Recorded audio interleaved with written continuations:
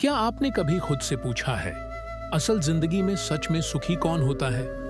ये कहानी सिर्फ एक सवाल की नहीं, बल्कि एक ऐसी यात्रा की है जो दिल को छू जाएगी और शायद आपकी सोच को भी बदल देगी।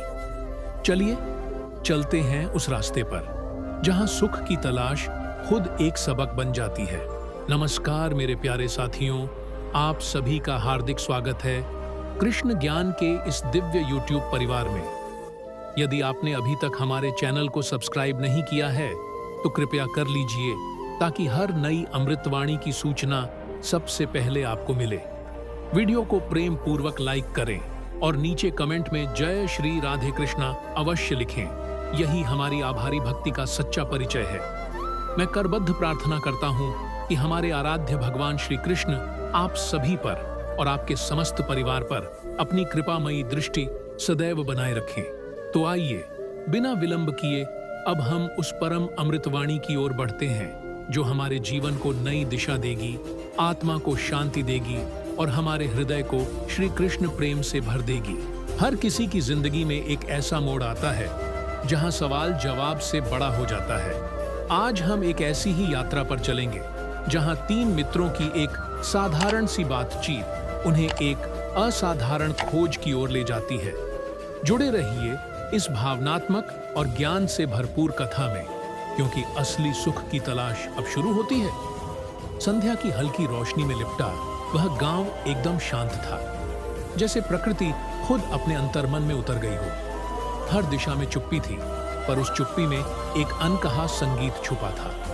पीपल के विशाल वृक्ष के नीचे बैठे तीन मित्र रामू, श्यामू और मोहन वर्षों से साथ थे, पर आज की शाम कुछ अलग थी।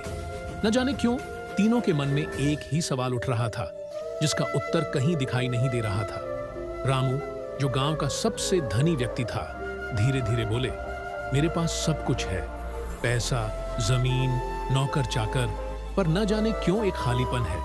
मैं चैन से सो नहीं पाता। श्यामू, जो काफी पढ़ा लिखा और ज्ञानी था, गहरी दृष्टि से देखते हुए बोला, वो शायद इसीलिए क्योंकि तुमने बाहरी सुख इकट्ठा किए हैं, अंदर की शांति नहीं।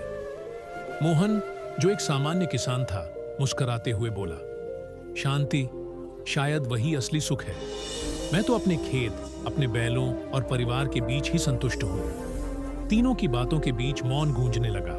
तभी पास ही बैठे वृद्ध साधु ने आंखें खोली। सफेद दाढ़ी, तेजस्वी नेत्र और चेहरे पर ऐसी शांति मानो जीवन का हर रहस्य उनके भीतर समा गया हो। क्या तुम जानना चाहते हो कि असली सुख क्या है? तीनों ने एक साथ सिर हिलाया। साधु मुस्कुराए, तो फिर तुम्हें अपनी अपनी यात्रा पर निकलना होगा। तुम्हें वह नहीं खोजना जो तुम्हारे पास है, बल्कि वह जो तुम्हारे भीतर छुपा है। असली सुख पाने के लिए तुम्हें अपने भीतर उतरना होगा, और यही तुम्हारी अगली परीक्षा है। रामू थोड़ा चौंक गया। हमारी परीक्षा? पर कैसे?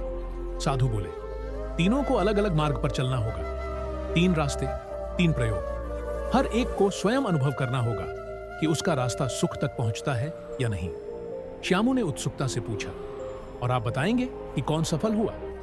साधु ने गंभीर स्वर में कहा, नहीं, इसका निर्णय तुम्हारा मन खुद करेगा। जब तुम लौटोगे तुम्हें पता चल जाएगा कि तुम सच में सुखी हो या केवल सुख का अभिनय कर रहे हो। तीनों मित्रों ने एक दूसरे की ओर देखा।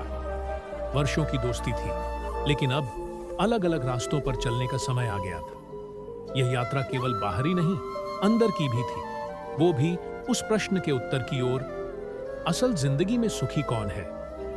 अगले दिन सुबह तीनों मित्र अलग अलग दिशाओं में निकल पड़े। रामू अपने धन और संसाधनों का उपयोग करते हुए समाज सेवा की ओर गया, यह देखने कि क्या सेवा में सुख है। श्यामू एक पहाड़ी मठ में चला गया, जहां वह शास्त्रों और ध्यान के माध्यम से आत्मज्ञान खोजने वाला था। और मोहन, वह अपने पुराने जीवन में ही रहा, लेकिन इस बार हर क्षण को पूरी चेतना से जीने का संकल्प लेकर। यात्रा शुरू हो चुकी थी, अब शब्दों में नहीं, अनुभवों में लिखी जानी थी।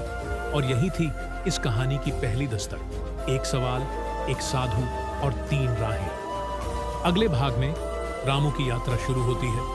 क्या धन से सेवा और सेवा से शांति मिल सकती है? जुड़े रहिए जब कोई मनुष्य अपने पास के भौतिक संसाधनों से दूसरों की मदद करना चाहता है, तो यह केवल एक कर्म नहीं रह जाता, यह उसकी आत्मा की परीक्षा बन जाता है। आज हम रामू के साथ चलेंगे एक ऐसे रास्ते पर जहां सेवा के नाम पर संतोष ढूंढा जा रहा है। पर क्या सच में सेवा सुख देती है, या वो भी सिर्फ एक सौदा बनकर रह जाती है? चलिए आज की कथा शुरू करते हैं। रामू ने यात्रा की शुरुआत बड़े उत्साह के साथ की। उसकी सोच यह थी, अगर दूसरों की मदद करूंगा तो अंदर की खुशी खुद ब खुद मिल जाएगी। वह अपने शहर के सबसे बड़े अनाथालय पहुंचा, जहां बच्चे फटे पुराने कपड़ों में खेल रहे थे। उनके चेहरों पर भूख, कमी और लाचारी की गहरी लकीरें थीं। रामू ने अपना पर्स खोला, बहुत सारा पैसा निकालकर संस्था को दान दे दिया।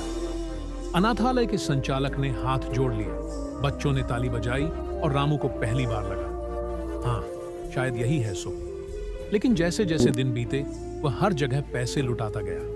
मंदिरों में दान, अस्पतालों में उपकरण, गरीबों को राशन, सब कुछ। हर जगह लोगों ने सराहा, उसे दुआएं दी, उसके पैर छुए। लेकिन हर बार रात में जब वह अकेला होता, वही खालीपन, वही चुप्पी लौट आती।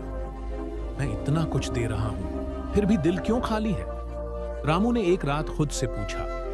वह एक छोटे गांव में पहुंचा, जहां उसे लगा कि शायद छोटे स्तर की मदद ज्यादा प्रभावी हो। वहां एक बुजुर्ग औरत मिली, जिसकी झोपड़ी बारिश में टूट गई थी। रामू ने तुरंत मजदूर बुलवाए, एक नई झोपड़ी बनवाई। बुजुर्ग औरत की आंखों में आंसू थे, लेकिन रामू को महसूस हुआ कि यह आंसू तो उसके लिए थे, उसके दान के लिए, न कि उससे जुड़े भाव के लिए। वह आगे बढ़ा, इस बार सोचा कि शायद सेवा सिर्फ पैसों से नहीं, समय और सच्चे जुड़ाव से होनी चाहिए। एक दिन वह एक गरीब स्कूल पहुंचा और बच्चों को खुद पढ़ाने लगा। पहली बार उसके भीतर कुछ हलचल हुई, जब एक बच्ची ने उसके हाथों को थामा और कहा, चाचू, आप रोज आओगे ना? यह प्रश्न उसे भीतर तक छू गया। हाँ, शायद यहीं से शुरुआत हो सकती है, उसने खुद से कहा। वह हर दिन बच्चों को पढ़ाने लगा। अब वह सिर्फ दाता नहीं रहा, एक मित्र, एक मार्गदर्शक बन गया। उसके भीतर कुछ बदलने लगा था। एक दिन जब एक बच्चा पहली बार सपना शब्द को पढ़कर बोला, मुझे सपना देखना है कि मैं डॉक्टर बनूं, रामू की आंखों से आंसू निकल आए। पहली बार उसे लगा, शायद यही है असली सुख।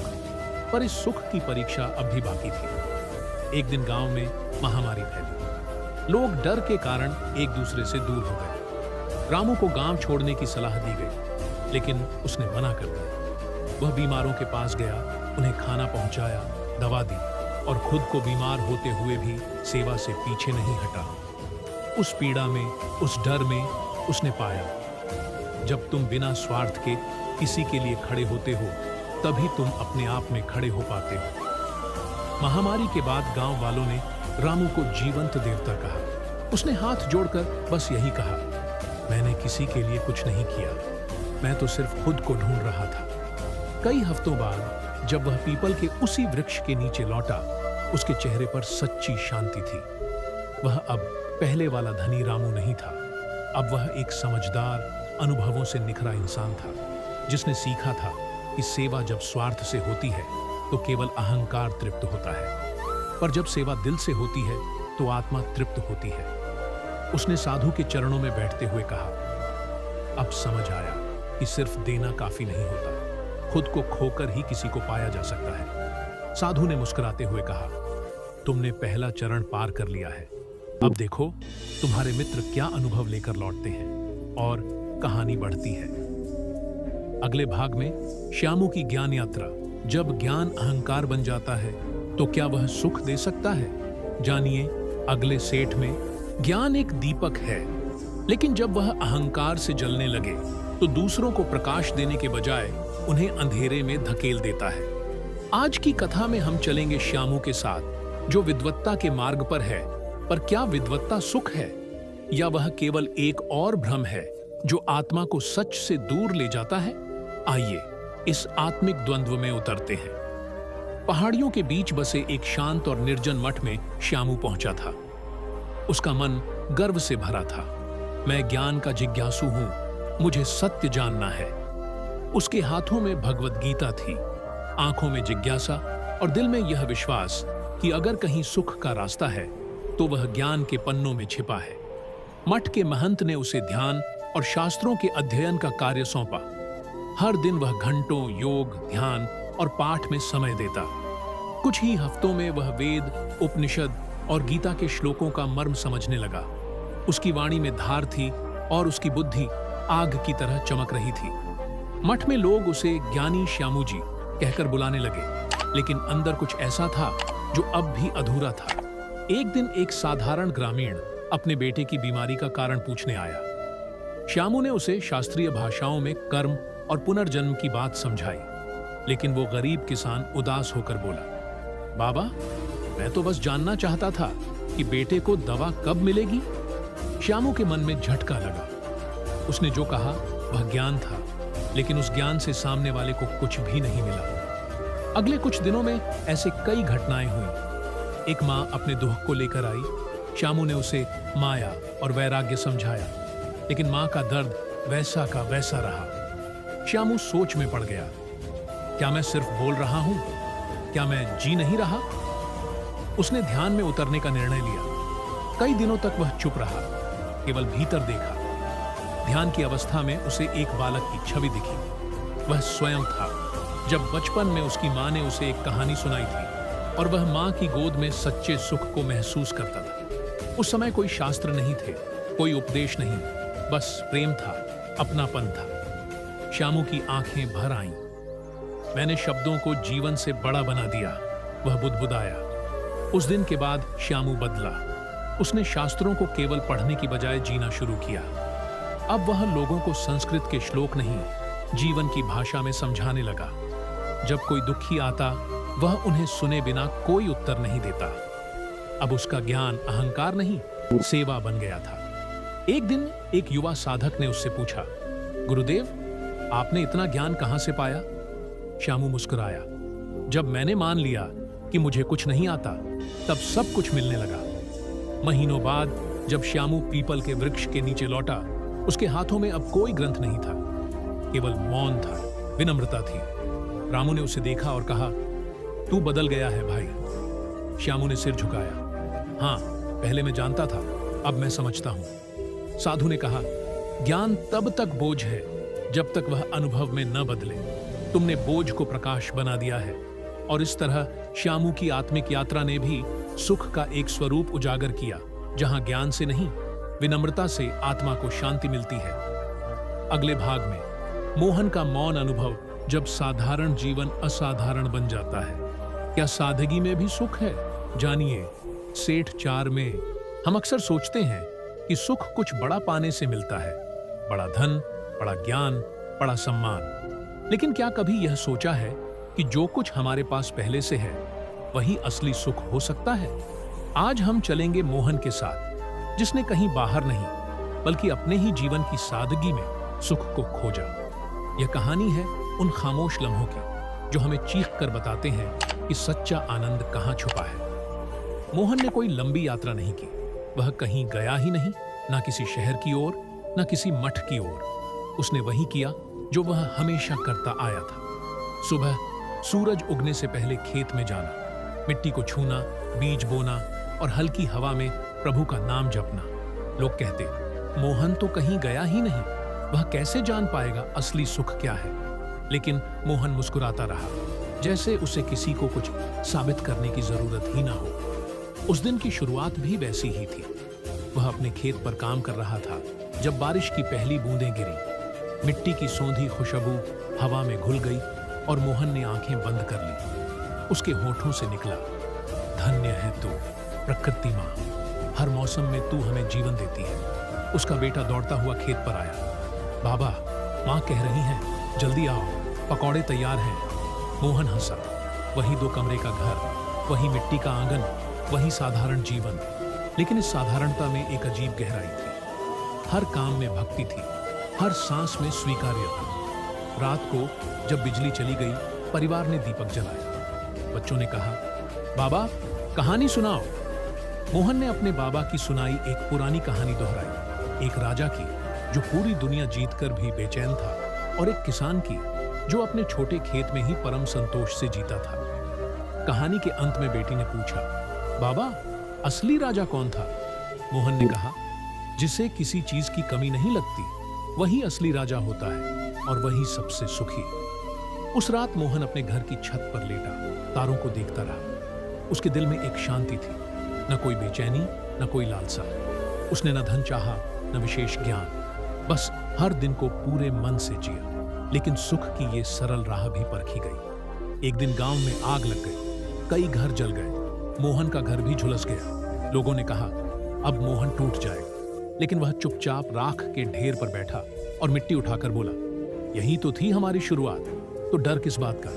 वह खुद जुट गया, घर दोबारा बनाने, खेत फिर से तैयार करने और दूसरों की मदद करने में। गांव के लोगों ने उसे देखा, मुस्कुराता हुआ, थका नहीं, टूटा नहीं। एक वृद्ध पड़ोसी ने पूछा, मोहन, तुझे दूहक नहीं हुआ? मोहन ने धीरे से कहा, दूहक तो हुआ, लेकिन मैंने उसे जीने नहीं दिया। सुख हमेशा भीतर था, बाहर तो सब अस्थाई है। महीनों बाद जब मोहन पीपल के वृक्ष के नीचे लौटा, उसके हाथों में कोई चमत्कार नहीं था, बस कुछ साधारण अनुभव और आंखों में वो चमक जो सिर्फ एक संतोषी आत्मा में होती है। रामू ने उसे गले लगाकर कहा, तू तो कहीं गया ही नहीं, फिर भी सबसे ज्यादा पा गया। श्यामू ने सिर झुकाते हुए कहा, मैंने किताबें पढ़ी, तूने जिंदगी को पढ़ लिया। साधु मुस्कुराए, अब तुम तीनों लौट आए हो, 3 रास्ते, 3 यात्राएं, लेकिन क्या तुम जान पाए कि असली सुख किसके पास है? तीनों ने एक दूसरे की ओर देखा और एक स्वर में कहा, हम सभी ने पाया, क्योंकि सुख किसी एक के पास नहीं होता, वह हर एक के भीतर होता है, बस उसे पहचानने की आंख चाहिए। अगले भाग में साधु की परीक्षा। तीनों मित्रों के अनुभव अब एक नई दिशा ले जाते हैं। क्या यह सुख अंतिम है या अभी कुछ और गहराई बाकी है? जानिए सेठ 5 में। जब 3 रास्तों से 3 अलग अलग यात्री लौटते हैं, सेवा, ज्ञान और सादगी की राहों से, तब सवाल उठता है, क्या ये यात्राएं ही अंतिम सत्य हैं या ये बस शुरुआत थी उस गहराई की जहां आत्मा को असली सुख मिलता है? आज की कथा में वही साधु तीनों मित्रों को देते हैं एक परीक्षा जो तय करेगी कि उनका अनुभव सतही था या आत्मा तक पहुंचा है। आइए इस नए मोड़ पर बढ़ते हैं। संध्या हो चली थी, पीपल के वृक्ष के नीचे दीपक जलाया गया था। चारों ओर शांति फैली हुई थी, लेकिन भीतर तीनों मित्रों के मन में बेचैनी थी। रामू सोच रहा था, क्या मेरी सेवा सच में निस्वार्थ थी? श्यामू पूछ रहा था खुद से, क्या मेरा ज्ञान दूसरों के काम आया? मोहन मौन था, लेकिन उसके भीतर एक हल्की सी हूक उठी। क्या सादगी भी एक सुविधा बन गई है मेरे लिए? साधु ने तीनों को देखा और कहा, तुमने देखा, सीखा, समझा, लेकिन अब समय है यह जानने का कि जब तुम्हारे अनुभवों को टटोला जाए, जब तुम्हारा सत्य टकराए जीवन की एक नई चुनौती से, तब क्या तुम अब भी उतने ही स्थिर रहोगे? तीनों ने सिर झुकाया, वे तैयार थे। साधु ने उन्हें कहा, कल सुबह तुम तीनों एक साथ इस गांव के दूसरे छोर जाओगे। वहां एक वृद्ध महिला है जिसका एकमात्र सहारा उसका बेटा अब नहीं रहा। वह बेजुबान है, टूटी हुई है और उसकी झोपड़ी उजड़ी हुई है। तुम तीनों में से कोई भी उसके साथ 1 सप्ताह रह सकता है, लेकिन एक शर्त है, तुम कुछ भी करके उसे हंसा नहीं सकते जब तक वो खुद न हंसे। और अगर तुम में से कोई यह कर पाए तो समझ लेना तुम्हारे अनुभव सत्य हो चुके हैं। तीनों मित्र सुबह निकल पड़े। उस वृद्धा की झोपड़ी अंधेरे और सन्नाटे में डूबी थी। रामू ने उसे खाना पका कर दिया, कपड़े दिए, झोपड़ी की मरम्मत करवाई, पर वृद्धा की आंखें सूनी ही रहीं। श्यामू ने उसे प्रेम से उपनिषद की कहानियां सुनाई, जीवन मरण का दर्शन समझाया, पर उसकी आंखों से एक आंसू भी न टपका, न कोई मुस्कान आई। मोहन ने कुछ नहीं कहा, वह बस हर सुबह उसके आंगन को बुहारता, चूल्हा जलाता और रात को चुपचाप वहीं बैठा रहता। 3 दिन बीते। चौथे दिन मोहन ने वृद्धा के सूखे पौधों को बिना कहे पानी देना शुरू किया। उसने उसके आंगन में छोटा सा तुलसी का पौधा लगाया और अगले दिन वह तुलसी में दिया जला बैठा था जब वृद्धा दरवाजे पर आकर रुकी। वह देर तक देखती रही, फिर अचानक उसकी सूनी आंखों से कुछ ढलक पड़ा, आंसू। लेकिन उनमें एक मुस्कान की झलक थी। रामू और श्यामू चौंके। वे तो उपाय करते रहे, पर मोहन ने कोई कर्म नहीं किया। बस मौन से, उपस्थिति से, संवेदना से उसकी आत्मा को छुआ था। सप्ताह बीता। तीनों साधु के पास लौटे। साधु ने पूछा, किसने वृद्धा को हंसाया? मोहन चुप रहा। रामू ने कहा, हमसे नहीं हुआ गुरुदेव। श्यामू ने कहा, हमने सब कुछ किया, फिर भी। साधु ने मोहन की आंखों में झांका। वह केवल मुस्कुरा रहा था। साधु बोले, जो बिना बोले हृदय तक पहुंचे वही सच्चा सुखदाता होता है। सेवा, ज्ञान और सादगी, जब ये तीनों चुपचाप किसी की आत्मा से मिल जाए, तब वहां सुख नहीं, परम सुख होता है। अब तीनों मित्र मौन में थे, लेकिन इस बार वह मौन बोझ नहीं, पूर्णता का प्रमाण था। अगले भाग में जब साधु स्वयं अपनी अंतिम यात्रा पर निकलते हैं और तीनों मित्रों को सौंपते हैं एक ऐसी सीख जो जीवन के पार की बात करती है। जानिए सेठ 6 में। कुछ रिश्ते शब्दों से नहीं, आत्मा से जुड़ते हैं, जैसे गुरु और शिष्य का। लेकिन जब गुरु अपने अंतिम पड़ाव की ओर बढ़े तो वो केवल विदाई नहीं होती, बल्कि एक उत्तराधिकार सौंपा जाता है। ज्ञान का नहीं, अनुभव का, सेवा का नहीं, समर्पण का। आइए आज की कथा में हम उस क्षण के साक्षी बनते हैं जब तीनों मित्रों के मार्गदर्शक वह साधु एक ऐसी विदाई देते हैं जो सिर्फ अंत नहीं, एक नया आरंभ है। पवन में कुछ अलग था, जैसे वृक्षों ने भी किसी बात को पहले ही जान लिया हो। साधु ने पीपल के वृक्ष के नीचे 3 दीपक जलाए, एक एक करके, शांत भाव से। रामू, श्यामू और मोहन उनके सामने बैठे थे। उनकी आंखों में प्रश्न था और हृदय में डर, जैसा बच्चे को होता है जब पिता अचानक मौन हो जाए। साधु ने मुस्कुराकर कहा, मेरे बच्चों, अब मेरी देह का समय पूरा हो चला है। जीवन में जो भी संचित किया, अब उसे तुम्हें सौंपने का समय है। तीनों एक साथ बोले, गुरुदेव, हम अभी सीख ही रहे हैं, आप बिना बताए कैसे जा सकते हैं? साधु की आंखों में करुणा थी। उन्होंने कहा, सिखाने के लिए मेरा होना जरूरी नहीं, अब तुम एक दूसरे के शिक्षक बनोगे।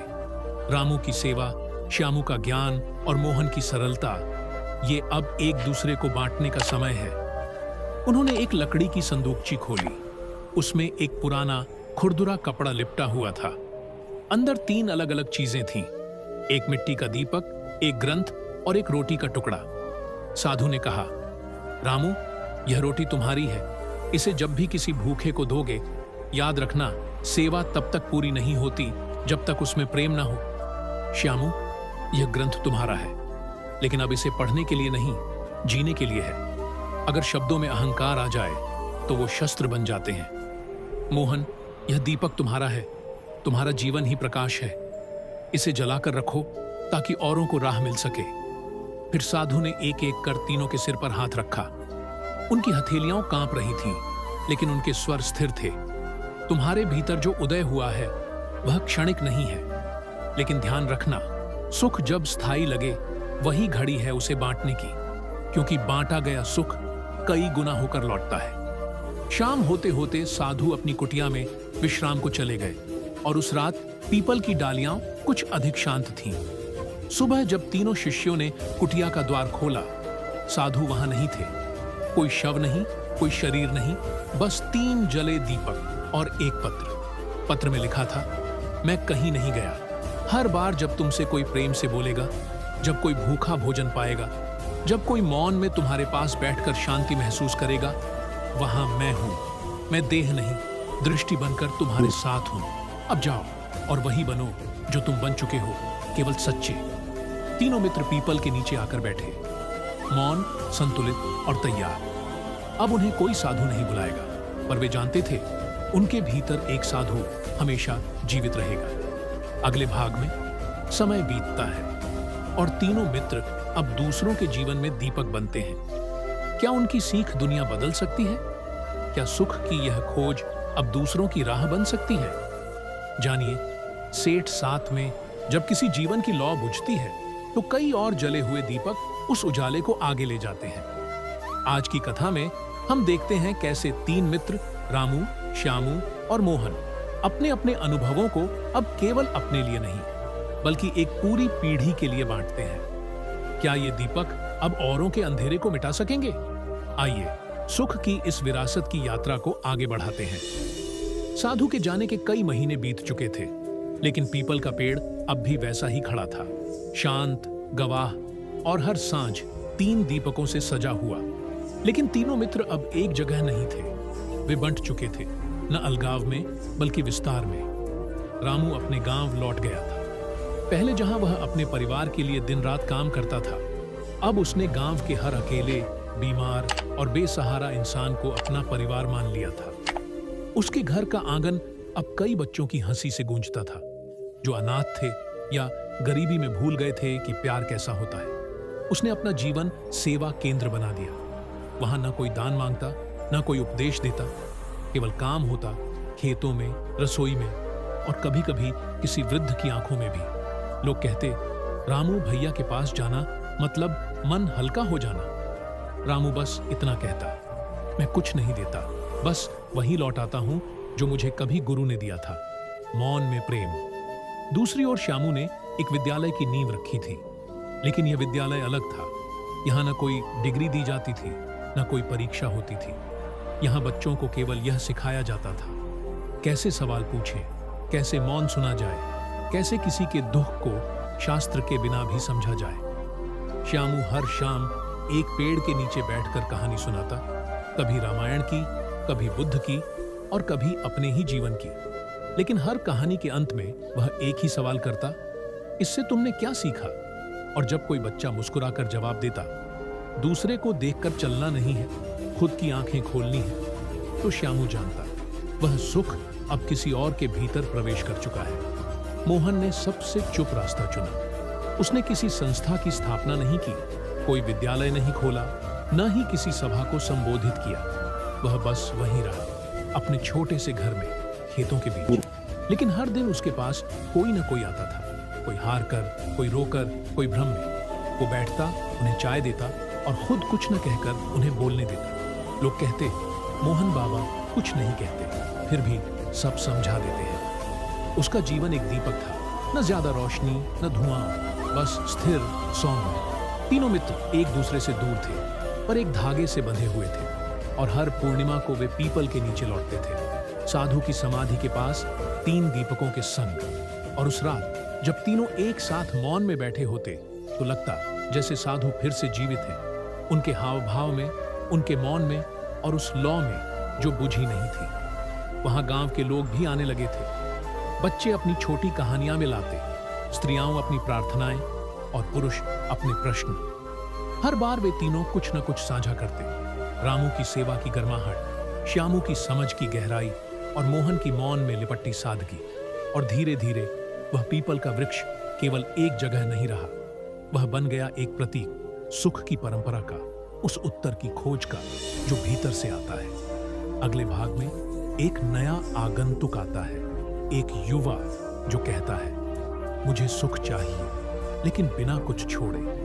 क्या वह भी इस परंपरा का हिस्सा बन सकेगा? जानिए सेठ 8 में। हर युग में कोई न कोई आता है जो सवाल पूछता है अलग ढंग से, बिना पुराने रास्तों को अपनाए। वह चाहता है वही मंजिल, लेकिन अपनी ही शर्तों पर। आज की कथा में ऐसा ही एक युवा आता है 3 दीपकों के पास और कहता है, मुझे सुख चाहिए पर कुछ भी छोड़े बिना। क्या सुख उसे भी मिल सकता है, या सुख केवल त्याग की राह से ही होकर गुजरता है?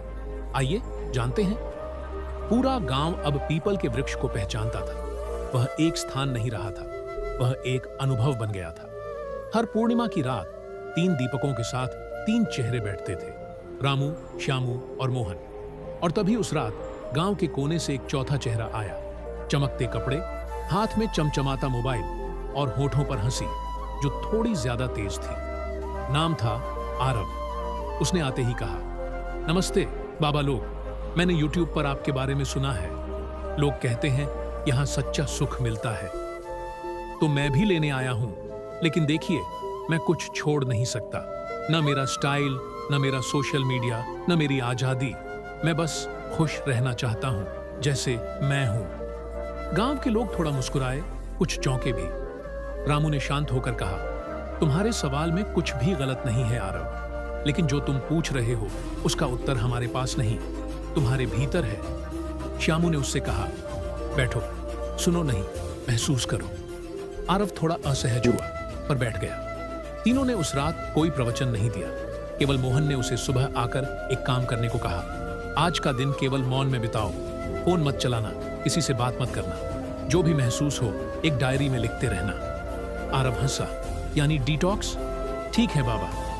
दिन बीता। दोपहर होते होते उसकी उंगलियां बेचैन हो गईं। शाम तक उसे लगा जैसे समय रुक गया हो, और रात में वह भागकर आया पीपल के पास। उसने कहा, बाबा ये तो टॉर्चर है, मन जैसे चिल्ला रहा है, कुछ करो, किसी से बात करो। इतनी बेचैनी तो कभी महसूस नहीं की। मोहन ने सिर हिलाया। यही पहला कदम है। जब भीतर का शोर बाहर से तेज लगने लगे तब समझो तुम रास्ते पर हो। श्यामू ने उसे समझाया, अब तक तुम बाहर के सुख को लाइक समझते रहे, जितना मिला उतना अच्छा, लेकिन असली सुख वह है जब तुम्हें कुछ पाने की नहीं, कुछ होने की चाह हो। अगले दिन रामू ने उसे गांव के एक बूढ़े के घर भेजा, बस चुपचाप उनके पास बैठने के लिए। 3 दिन बाद आरव लौटा। उसकी आंखों में अजीब सी गहराई थी। उसने कहा, मैंने कुछ भी बड़ा नहीं किया, बस वही किया जो कहा गया। मौन रहा, देखा, सुना, पर अब लग रहा है कि पहले मैं बस खाल देखता था, अब शायद आत्मा महसूस कर पा रहा हूं। मोहन मुस्कुराया, तो फिर क्या कुछ छोड़े बिना ही सुख पाया जा सकता है? आरव थोड़ी देर चुप रहा, फिर बोला, छोड़ा तो कुछ भी नहीं, लेकिन भीतर कुछ पिघल गया है, और शायद वही असली त्याग है, जब अपने झूठे भावों को गिरने दो और कुछ नया खुद में जन्म लेने दो। उस दिन चौथा दीपक भी पीपल के नीचे जला। अब गांव कहता है, दीपक 3 नहीं रहे, अब 4 है, और सुख अब परंपरा नहीं रहा, क्रांति बन गया है, जो पीढ़ी दर पीढ़ी भीतर तक जागेगा। अगले भाग में आरव अपने शहर लौटता है, लेकिन क्या वह वहां इस सीख को बचा पाएगा? क्या महानगर की भाग दौड़ में यह लौ टिकेगी? जानिए, सेठ 9 में कभी कभी सच्चाई पहाड़ पर नहीं, मैदानों में परखी जाती है, और सुख वह तपस्या से नहीं, रोज की उलझनों के बीच मुस्कुराने में साबित होता है। आज की कथा में हम चलते हैं आरव के साथ वापस शहर, जहां शोर है, स्पर्धा है, और शायद एक चुप्पा अंधेरा भी। क्या गांव में मिली शांति वहां भी साथ रहेगी? आइए जानते हैं। आरव लौट आया था। वही ट्रैफिक, वही मीटिंग्स, वही नोटिफिकेशंस की बरसात, लेकिन कुछ था जो अब बदल चुका था। वह शोर अब उसे पहले जितना अपना नहीं लगता था। जहां पहले वो खुद को सबसे तेज मानता था, अब वही तेजी उसे थका देती थी। पहले दिन ही जब दोस्तों ने पूछा, भाई कहाँ गायब था? उसने कहा, कहीं नहीं, खुद के पास गया था। उनकी हंसी गूंजी। ओहो, बाबा बन गया क्या? आरव मुस्कुराया। पहले शायद वह उलझ जाता, अब उसने बस कहा, बाबा नहीं, पर अब जानता हूं कि हर दिन जब मैं किसी के लिए सच में रुकता हूं, वहीं से सुख शुरू होता है। लेकिन शहर आसान नहीं था। दिन भर की मेहनत के बाद जब वो थका हारा घर लौटता, तो स्क्रीन के पीछे से पुराना डर फिर उभरने लगता। क्या मैं वाकई बदला हूं? वो रोज रात को पीपल की तस्वीर देखता, 4 दीपकों की लौ को याद करता, और उस मौन को जो मोहन की आंखों में था। एक दिन उसकी बिल्डिंग में बिजली चली गई। पूरा अपार्टमेंट अंधेरे में डूब गया। लोग परेशान, गुस्से में, बेचैन। आरव ने मोमबत्तियां निकाली, लाइटर से एक एक कर जलाया। फिर एक विचार आया। वह ऊपर की छत पर गया और एक लंबी सी चटाई बिछा दी। कुछ पुरानी कहानियां अपनी डायरी से निकाली और नीचे बुला लिए बिल्डिंग के बच्चे। क्यों ना आज बिना स्क्रीन की रात बिताए, उसने कहा। पहली बार बच्चे अपने मोबाइल के बिना बैठे। उन्होंने पूछा, क्या आप कहानी सुनाओगे? आरव ने पहला वाक्य पढ़ा। एक गांव में 3 दीपक जलते थे। रात बीती। बच्चों की हंसी, बड़ों की शांति, और सबसे पहले बार वह महसूस हुआ जिसे वह गांव से लाया था। अगली सुबह बिल्डिंग के नोटिस बोर्ड पर चिपका था एक कागज। हर रविवार छत पर दीपक सभा। कोई प्रवचन नहीं, बस मिल बैठना। धीरे धीरे आरव की ये छोटी पहल कई और अपार्टमेंट्स तक फैल गई। एक नई लहर सी उठी। शहर में भी अब ठहराव को जगह मिलने लगी थी। उसने सोशल मीडिया पर एक चैनल शुरू किया, शांति की खोज। नो फिल्टर, ना फैंसी एडिटिंग, न बड़ा सेटअप, बस वह खुद, अपने अनुभव और वो सवाल जो हर दिल में होते हैं लेकिन पूछे नहीं जाते। लोग जुड़ने लगे, कुछ शहर के, कुछ गांवों के, कुछ विदेशी भी। और आरव ने एक दिन अपने वीडियो में कहा, मैंने सुख पाया नहीं, मैंने जाना सुख भीतर था, मैं ही बाहर भाग रहा था। अब बस हर रोज थोड़ी देर ठहर जाता हूं और वो खुद पास आ जाता है। पीपल के नीचे बैठे 3 दीपकों को शायद अब कोई खबर नहीं थी कि एक चौथा दीपक शहर में भी जलने लगा है, या शायद उन्हें सब पता था। अगले भाग में रामू, श्यामू और मोहन को एक पत्र मिलता है आरव की ओर से, लेकिन उस पत्र में होता है एक ऐसा आग्रह जो उन्हें वर्षों बाद फिर एक नई यात्रा पर ले जाता है। जानिए, सेठ 10 में कुछ संदेश शब्दों में नहीं, आत्मा से लिखे जाते हैं। और जब किसी शिष्य की आत्मा से निकला एक पत्र वर्षों बाद अपने गुरुओं तक पहुंचता है, तो वह सिर्फ एक संवाद नहीं, एक नई दिशा का द्वार बन जाता है। आज की कथा में हम देखते हैं कि कैसे एक पत्र 3 मित्रों को फिर एक नई यात्रा पर ले चलता है। एक बार फिर सुख की खोज में नहीं, उसे बांटने की पुकार में। गांव में पूर्णिमा की रात थी। वही पीपल, वही 3 दीपक, वही 3 चेहरे, पर इस बार कुछ अलग था। मोहन के पास एक पुराना लिफाफा था, उस पर साफ लिखा था, रामू, श्यामू, मोहन के लिए आपके आरव की ओर से। तीनों ने उत्सुकता से पत्र खोला। भीतर एक सुंदर अक्षरों में लिखा हुआ पत्र था, प्रिय गुरुवर, आज शहर में जब मैं छत पर बैठता हूँ और किसी बच्चे की आंखों में वही सवाल देखता हूँ जो कभी मेरे भीतर था, तब समझ आता है कि सुख सिर्फ अनुभव नहीं, उत्तरदायित्व भी है। मैंने सोचा था कि मैं अकेला चलूंगा, पर अब लगता है जो मैंने सीखा वह मेरे अकेले चलने के लिए नहीं था। इसलिए एक विनती है, क्या आप तीनों शहर आ सकते हैं? एक दिन के लिए ही सही। मैं चाहता हूं कि लोग आपको सुने, आपको महसूस करें। मैं जानता हूं आप किसी मंच या महिमा के पीछे नहीं भागते, पर आज आपके मौन की जरूरत है, वहां जहां शोर ने हर दिशा को ढक लिया है। मैं इंतजार करूंगा हर पूर्णिमा की रात छत पर 3 दीपक जलाकर। और हां, मैं अब अकेला दीपक नहीं हूं, यहां कई दीपक जल चुके हैं। बस एक बार आइए और उन्हें देखिए, आपका ही आरव। रामू ने गहरी सांस ली, श्यामू की आंखें भीग गईं और मोहन चुपचाप उठकर पेड़ के नीचे बैठ गया, जैसे कुछ सोच रहा हो। कुछ देर के मौन के बाद रामू बोला, लगता है अब समय है फिर एक बार चलने का। श्यामू ने हंसते हुए कहा, इस बार उपदेश देने नहीं, बस साक्षी बनने जाना है, उस बीज को देखने जो अब वट वृक्ष बन रहा है। मोहन ने सिर हिलाया, सहमति में। अगले दिन 3 वृद्ध पुरुष गांव की बस में बैठे। न कोई घोषणा, न कोई प्रचार, बस 3 झोले, एक लाठी और आंखों में वही उजाला जो सालों पहले साधु की आंखों में था। शहर की चकाचौंध उनकी आंखों में न कौतूहल जगाती थी, न डर। वे जैसे किसी पुराने रास्ते को फिर से नाप रहे हों। और जब वे उस छत पर पहुंचे जहां आरव ने लिखा था, मैं इंतजार करूंगा, वहां सच में सैकड़ों लोग मौन में बैठे थे, दीपक जल रहे थे। और जब रामू, श्यामू और मोहन वहां पहुंचे, कोई तालियां नहीं बजी, कोई जयकार नहीं हुई, बस हर चेहरा, हर आंख, हर दिल झुक गया, जैसे किसी ने भीतर से प्रणाम किया हो। आरव ने आगे बढ़कर तीनों के चरण छुए और कहा, गुरुवर, ये सब आपके हैं, आपके मौन के, आपके दीपकों के।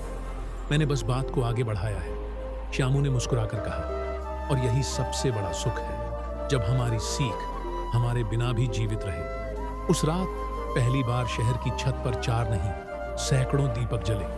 हर दीपक किसी की बेचैनी का उत्तर बना। और उस रात कोई प्रवचन नहीं हुआ, सिर्फ मौन, हंसी और वह अदृश्य हवा जो कहती थी, हम सब एक राह पर हैं। अगले भाग में यह आंदोलन अब एक सीमित प्रयास नहीं रह जाता, वह बन जाता है एक सुख यात्रा। लेकिन जब भी किसी आंदोलन में भीड़ बढ़ती है तो रास्ते भी बंटने लगते हैं। जानिए, क्या तीनों दीपक इस यात्रा को सही दिशा में रख पाएंगे? जानिए, सेठ 11 में हर लौ जब फैलने लगती है तो या तो वह उजाला बनती है या कभी कभी धुंध भी। सुख एक अनुभव है, पर जब वह आंदोलन बन जाए तो दिशा का संतुलन जरूरी होता है। आज की कथा में हम देखते हैं, जब दीपक सभा एक लहर बनती है, क्या वह उसी मौन और सादगी को बचा पाएगी जिसके साथ उसकी शुरुआत हुई थी? शहर की वह छत अब छोटी पड़ने लगी थी। हर रविवार को वहां 2-4 नहीं, 2-400 लोग आने लगे। सोशल मीडिया पर दीपक सभा ट्रेंड करने लगा। कॉलेजों में युवाओं ने अपनी अपनी सभा शुरू कर दी। कहीं बगीचों में, कहीं छतों पर, कहीं खाली पार्किंग में लोग मौन बैठने लगे। हर दीपक की लौ में कुछ तलाशता मन था। आरव की आंखों में संतोष था, लेकिन साथ ही एक चिंता भी। एक दिन जब एक बड़ा ब्रांड सामने आया और बोला, हम दीपक सभा को स्पॉन्सर करना चाहते हैं, डिजिटल बोर्ड्स लगाएंगे, बड़े हॉल देंगे, सबको कॉफी फ्री देंगे, तो आरव ठहर गया। उसने मुस्कुराकर कहा, माफ कीजिए, ये सभा उसी मौन की संतान है जिसे ब्रांड नहीं भाव पालता है। लेकिन वह जानता था, हर विचार जब बड़ा होता है तो 2 धाराओं में बढ़ता है। एक जो जड़ से जुड़ी रहती है, दूसरी जो उड़ान के लिए जड़ों को काट देती है। अब कई लोग खुद को दीपक गुरु कहने लगे थे। हर नुक्कड़ पर सुख के सूत्र बिकने लगे। सोशल मीडिया पर दीपक की 7 तकनीकें जैसे वीडियो वायरल हो रहे थे। एक दिन मोहन ने आरव से कहा, जब कोई चीज अनुभव से दूर होकर प्रक्रिया बन जाती है तो वह रस खो देती है। श्यामू बोले, अब समय है कि हम इस लहर को फिर आत्मा से जोड़ें, नहीं तो यह केवल एक ट्रेंड बनकर मिट जाएगी। फिर तीनों ने एक निर्णय लिया, एक खुला आमंत्रण, एक यात्रा, एक सुख यात्रा। उनका विचार था, अगले 12 सप्ताहों में देश के 12 शहरों में मौन सभा की यात्रा। कोई पोस्टर नहीं, कोई पब्लिसिटी नहीं, बस एक संदेश। अगर आप भीतर सुन सकते हैं तो आइए मौन में बैठिए। कुछ कहने को नहीं, कुछ जानने को नहीं, सिर्फ साथ होने के लिए। पहला शहर उज्जैन, दूसरा बनारस, तीसरा जयपुर। हर स्थान पर लोग आए, न कोई माइक, न कोई मंच। रामू बस कहता, आइए बैठिए जैसे आप हैं और देखें क्या भीतर अब भी कुछ बाकी है देखने को। यह यात्रा आगे बढ़ी, लेकिन रास्ते में एक दिन आरव ठहर गया। उसने मोहन से पूछा, क्या यह सब थम जाएगा एक दिन? क्या यह लौ भी एक दिन बुझ जाएगी? मोहन ने बहुत धीरे कहा, हर लौ बुझती है, पर अगर वो किसी और के भीतर पहुंच गई तो वह कभी मरती नहीं। सुख को बचाने की जरूरत नहीं, बस बांटने की है। आरव ने तब जाना, यह आंदोलन नहीं है, यह परंपरा भी नहीं है, यह बस एक सांस है जो तब तक जीवित है जब तक कोई एक मन शांत बैठने को तैयार है। अगले भाग में सुख की इस यात्रा को चुनौती देता है एक शख्स जो इस सारी मौन विद्या को भ्रम मानता है। वह 3 दीपकों को एक मंच पर आमंत्रित करता है, सवाल पूछने, टकराने और तोड़ने के लिए। जानिए, सेठ 12 में जब किसी विचार की लौ फैलने लगती है तो केवल शिष्य नहीं, संदेह करने वाले भी आते हैं। और यही सुंदरता है सत्य की। वह डरता नहीं, वह आमंत्रित करता है सवालों को, टकरावों को।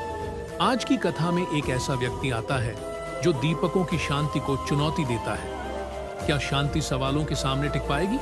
आइए जानते हैं। उसका नाम था नीरज वाजपेयी, प्रसिद्ध लेखक, तर्कवादी, वैज्ञानिक सोच का प्रचारक, टीवी डिबेट्स का जाना पहचाना चेहरा। उसने अपने पॉडकास्ट पर कहा, दीपक सभा, मौन में बैठना, यह सब भागने की मानसिकता है। समाज को समस्याओं से लड़ना चाहिए, ध्यान में बैठना नहीं चाहिए। मैं तीनों दीपकों को आमंत्रित करता हूं मेरे मंच पर। एक खुली बातचीत, कोई श्रद्धा नहीं, कोई चमत्कार नहीं, सिर्फ सवाल। उसका वीडियो वायरल हुआ, टिप्पणियों की बाढ़ आ गई। कुछ लोगों ने कहा, यह तो जरूरी है, वरना हर बात को धर्म का नाम देकर चुप करवा दिया जाएगा। कुछ ने कहा, शांति को तर्क की भाषा में कैसे नापा जाएगा? आरव थोड़ी देर चुप रहा, फिर मोहन से पूछा, आप मंच पर जाएंगे? मोहन ने कहा, हां। श्यामू ने जोड़ा, लेकिन जवाब देने नहीं, सुनने। रामू ने मुस्कुरा दिया, क्योंकि कई बार तर्क करने वाला भी भीतर से उत्तर चाहता है, पर वह भाषा उसे नहीं मिलती। टीवी चैनल के विशाल मंच पर चकाचौंध भरे लाइट्स के नीचे 3 वृद्ध आए, सफेद धोती, सीधी आंखें और मौन। नीरज ने पहला सवाल दागा, आप लोग कहते हैं सुख मौन में है, लेकिन जब समाज में अन्याय हो, हिंसा हो, तब भी आप मौन रहेंगे? रामू बोले, नहीं, तब हम मौन नहीं, मौन से निकली करुणा से कार्य करेंगे। मौन पलायन नहीं, मूल है। नीरज फिर बोला, आपके पास कोई प्रमाण है? कि मौन से समाधान मिलता है। श्यामू ने मुस्कुराकर कहा, प्रमाण नहीं, पर अनुभूति है। जैसे प्रेम का प्रमाण नहीं, पर उसकी उपस्थिति महसूस होती है। नीरज थोड़ा असहज हुआ। आप लोग विज्ञान विरोधी हैं? मोहन पहली बार बोले। विज्ञान दिशा देता है, लेकिन दिशा में चलने का निर्णय भीतर से आता है। हम उस भीतर की भाषा सिखाते हैं, न विज्ञान विरोधी न समर्थक, बस उसके परे एक और खिड़की। डिबेट अब बहस नहीं रह गई थी, वह एक साधना बन गई। लोग देख रहे थे, 3 लोग जिनके पास न कोई ग्रंथ न डेटा, पर उनकी आंखों में शांति थी जो शब्दों से बड़ी थी। शो के अंत में नीरज चुप रहा।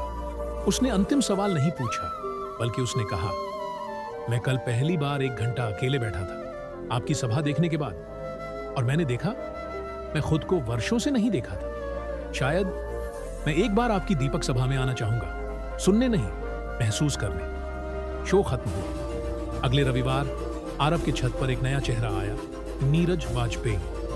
उसने किसी से बात नहीं की, बस चुपचाप बैठ गया, और देखते देखते उसकी आंखों से 2 बूंद आंसू निकल पड़े। उस दिन आरव ने एक नई बात जानी, शांति की सबसे बड़ी विजय तब होती है जब तर्क मौन के सामने झुकता नहीं, उसमें विश्राम पाता है। अगले भाग में गांव में 3 दीपकों के पास एक युवती आती है, पर उसके पास कोई सवाल नहीं, बस एक मौन गुस्सा है। वह कहती है, सुख मेरे लिए नहीं, मेरे जीवन में जो हुआ उसके बाद सुख सिर्फ धोखा है। क्या दीपक उसकी आत्मा को छू पाएंगे?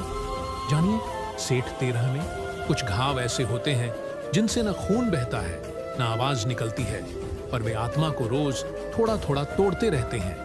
ऐसे में अगर कोई कहे सुख संभव है, तो वह शब्द नहीं, चुभन बन जाता है। आज की कथा में मिलिए एक ऐसी आत्मा से जो टूटी है, लेकिन फिर भी दीपकों के पास आई है।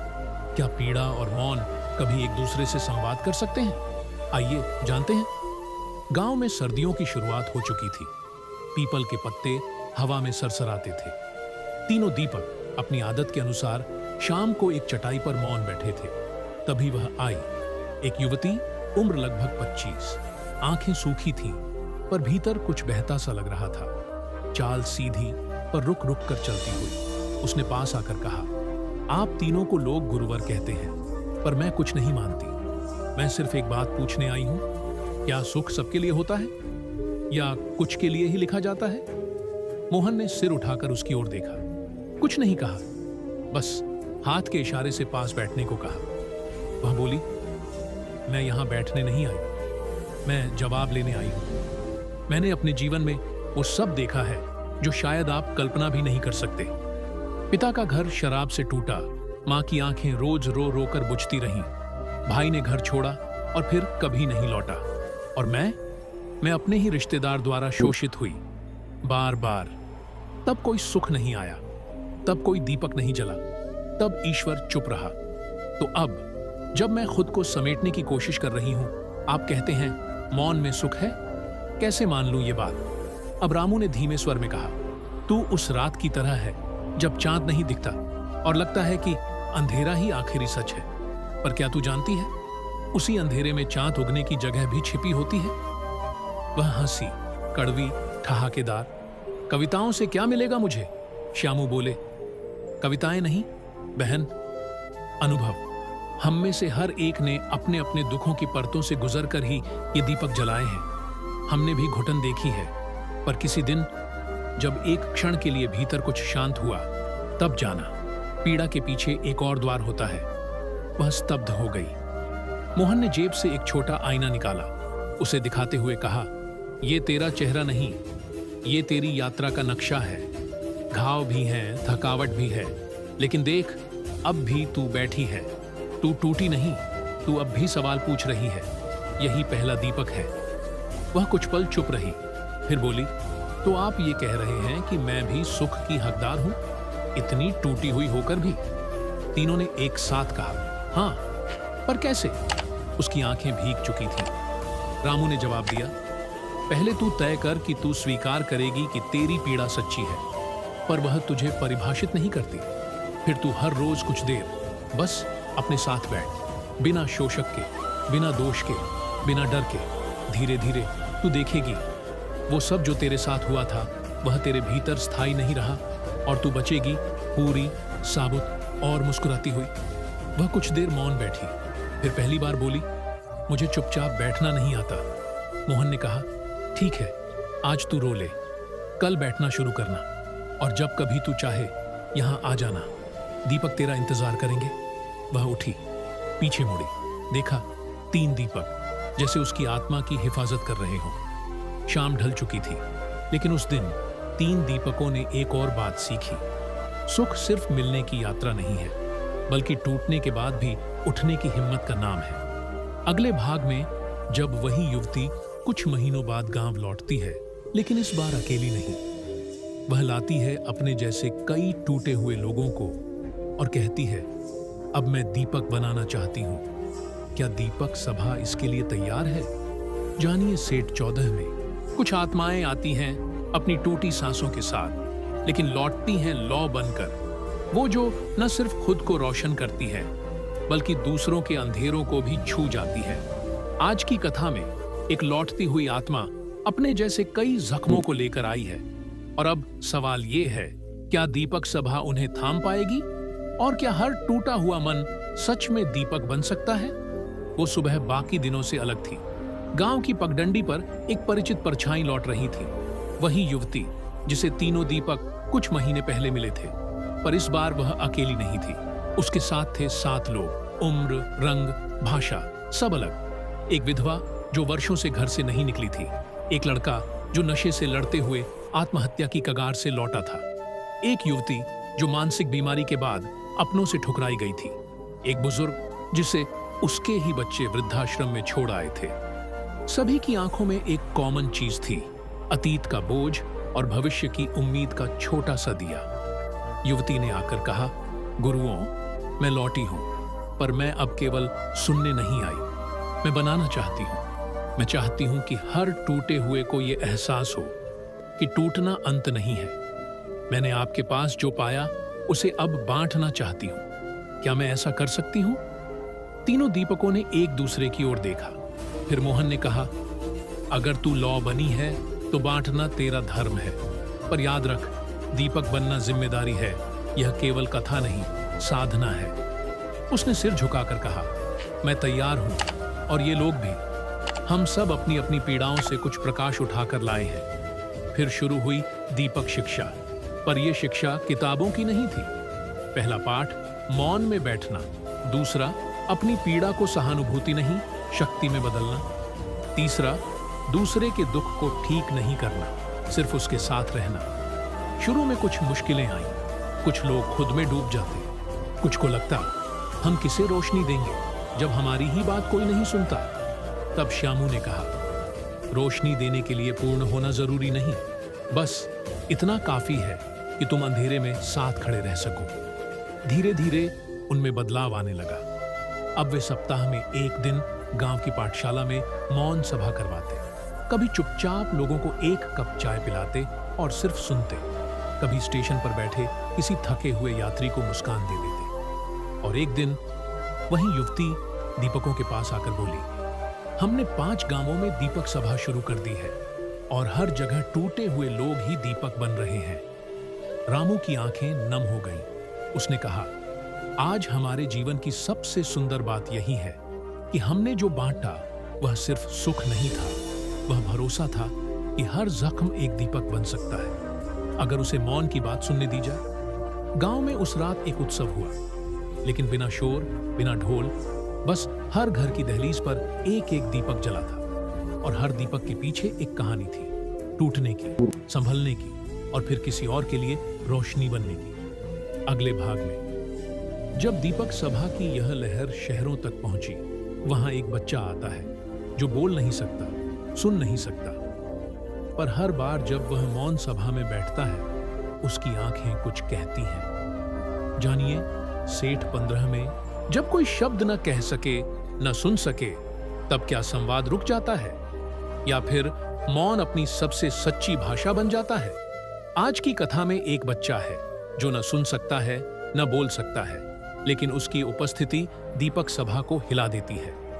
एक बार फिर सवाल उठता है, क्या मौन सिर्फ चुप्पी है या वह आत्मा की सबसे पवित्र आवाज भी हो सकता है। अब दीपक सभा की बातें शहरों तक पहुंच गई थी। कॉलेजों में, संस्थानों में, यहां तक कि मेट्रो स्टेशन के पोस्टरों पर भी लोग पूछते, क्या आपने कभी खुद को बिना बोले सुना है? युवती, जो अब दीपिका नाम से जानी जाने लगी थी, शहर के एक स्पेशल स्कूल में गई। वहां उसने मौन ध्यान का एक छोटा सत्र रखा। बहुत सारे बच्चे थे। कोई ADHD से जूझ रहा था, कोई ऑटिज्म से, लेकिन एक बच्चा अलग था, अर्णव। छोटा, 7-8 साल का, गहरी आंखें, बेहद शांत चेहरा। वह बोल नहीं सकता था और सुन भी नहीं सकता था। सत्र में जब सभी बच्चे अपनी अपनी बेचैनियां लेकर बैठे थे, अर्णव सबसे स्थिर था। दीपिका ने उसे देखा। उसकी पीठ बिल्कुल सीधी थी, आंखें बंद, पर चेहरे पर एक अजीब सी आभा थी। सत्र खत्म हुआ। सभी बच्चे उठे, कुछ ने रंग भरे, कुछ ने बातें की, लेकिन अर्णव वहीं बैठा रहा। 5 मिनट, 10 मिनट, 20 मिनट, अंत में दीपिका उसके पास गई। धीरे से उसके कंधे पर हाथ रखा। अर्णव ने आंखें खोली। कोई डर नहीं था, बस एक मुस्कान थी, गहरी, समझदार, जैसे वो बहुत कुछ कह रहा हो बिना कहे। दीपिका ने एक कागज पर लिखा, तुम क्या सोच रहे थे? अर्णव ने मुस्कुराकर कागज दिया। धीरे धीरे उसने लिखा, मैं कुछ नहीं सोच रहा। सब रुक गया था और सब अच्छा लग रहा था, जैसे अंदर रोशनी है। दीपिका हक्की रह गई। उसने अगले सप्ताह उसे दीपक सभा में आमंत्रित किया। अर्णव अपनी मां के साथ आया। वहां बैठे लोग चुपचाप ध्यान में थे और फिर वहीं हुआ। ध्यान के बाद तीनों दीपकों की आंखें जब खुलीं, सबसे पहले उनकी दृष्टि अर्णव पर पड़ी। मोहन धीरे से बोले, आज मौन ने हमें वो बात कह दी जो हम जीवन भर शब्दों से नहीं कह पाए। रामू ने जोड़ा, ये बच्चा मौन नहीं है, ये तो मौन की आवाज है। श्यामू मुस्कुराए, हम सब मौन में जाने की कोशिश करते हैं, लेकिन ये बच्चा तो वहीं से आया है। दीपिका की आंखों में आंसू थे। वह जानती थी, यह बच्चा अब सिर्फ एक श्रोता नहीं है, वह एक शिक्षक है। अगले सप्ताह अर्णव फिर आया। इस बार वह साथ लाया कुछ चित्र जो उसने ध्यान के बाद बनाए थे। कोई चित्र शब्दों में नहीं समझाया जा सकता था, पर हर व्यक्ति ने उसमें कुछ महसूस किया। वहां एक चित्र था, एक बंद मुट्ठी जो धीरे धीरे खुल रही थी और उसमें से रोशनी निकल रही थी। रामू ने धीरे से कहा, यह तो आत्मा की भाषा है। अब दीपक सभा में एक नया अध्याय शुरू हो चुका था, चित्र ध्यान। हर शनिवार मौन सभा के बाद अर्णव सभी को रंग देता और सब बिना बोले अपनी आत्मा का चित्र बनाते, और यकायक वहां मौन गहराता नहीं था, वह खिलता था। लोग अब कहते, शब्दों से नहीं, इस दीपक सभा में अब आत्माएं बोलती हैं। अगले भाग में एक सरकारी अफसर दीपक सभा पर सवाल उठाता है, ये लोग समाज को निष्क्रिय बना रहे हैं, क्रांति चाहिए, ध्यान नहीं। क्या शांति की शक्ति क्रांति के गुस्से के सामने टिक पाएगी? जानिए सेठ 16 में। कुछ लोग सोचते हैं कि बदलाव का मतलब है नारे, आग और विरोध, लेकिन क्या कभी मौन ने भी क्रांति की चुप सी शुरुआत की है? जब समाज का एक हिस्सा बदलाव को शोर समझता है और दूसरा उसे शांति, तो टकराव तय है। आज की कथा में दीपक सभा को पहली बार एक ऐसा विरोध मिलता है जो तीखा है, तर्कपूर्ण है और बेहद जरूरी भी। शहर के स्थानीय समाचार पत्र में एक तीखा लेख छपा, दीपक सभा, आत्मा की हत्या या सामाजिक सुस्ती। लेख एक वरिष्ठ प्रशासनिक अधिकारी द्वारा लिखा गया था, श्री वर्धन राय। उनकी बातों में तर्क था, आवेग था और एक कटाक्ष भी। उन्होंने लिखा, जब लोग समाज में बदलाव की जरूरत महसूस करते हैं तो उन्हें सड़क पर उतरना चाहिए, कानूनों से लड़ना चाहिए, न कि पेड़ों के नीचे बैठकर आंखें बंद करनी चाहिए। यह मौन ध्यान नहीं, पलायन है। हम अपनी नई पीढ़ी को क्या सिखा रहे हैं? चुप रहना। यह लेख वायरल हो गया, मीडिया में बहस छिड़ गई। क्या ध्यान और मौन क्रांतिकारी ऊर्जा को कमजोर कर रहे हैं? दीपिका को टीवी डिबेट में बुलाया गया। सामने खुद वर्धन राय बैठे थे। राय ने कहा, आपकी सभा लोगों को निष्क्रिय बना रही है। समाज को न्याय चाहिए, चुप्पी नहीं। क्या आप चाहती हैं कि लोग बस बैठते रहें और अत्याचार यूं ही चलता रहे? दीपिका शांत रही, फिर धीमे स्वर में बोली, आप कहते हैं हम पलायन कर रहे हैं, पर क्या आपने कभी किसी टूटी हुई आत्मा को देखा है जो बोल ही नहीं सकती? क्या आपने उस बच्चे की आंखों में देखा है जो शब्दों से डरता है? क्या आपने किसी विधवा को अपनी चीख रोकते देखा है ताकि समाज उसे पागल न कहे? हम मौन में भागते नहीं, हम मौन में लौटते हैं खुद के पास, ताकि जब बोलें तो वह शब्द नहीं, आग हो। स्टूडियो में कुछ पल सन्नाटा छा गया। राय ने फिर कहा, लेकिन जब कोई तुम्हारे घर तोड़े तो क्या तुम ध्यान करोगे?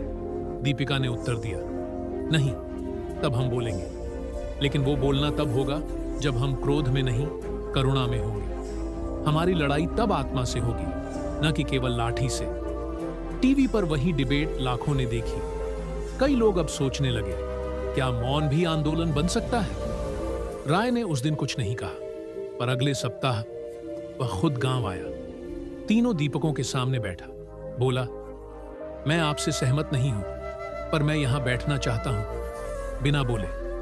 मोहन मुस्कुराया, यही तो पहली दीपक विधि है। विरोधी भी यदि मौन में बैठ जाए तो वह दुश्मन नहीं रहता, वह साधक बन जाता है। और फिर राय हर सप्ताह आने लगा, कभी कुछ न कहता, पर एक दिन एक चिट्ठी छोड़कर गया। मुझे लगने लगा है क्रांति और शांति दो विपरीत नहीं, दो चरण हैं।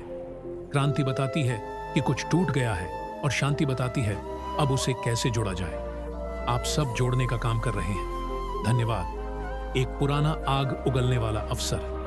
दीपक सभा ने पहली बार महसूस किया कि शांति की सबसे बड़ी जीत तब होती है जब विरोध मौन में बदल जाता है और फिर खुद शांति का दीपक बन जाता है।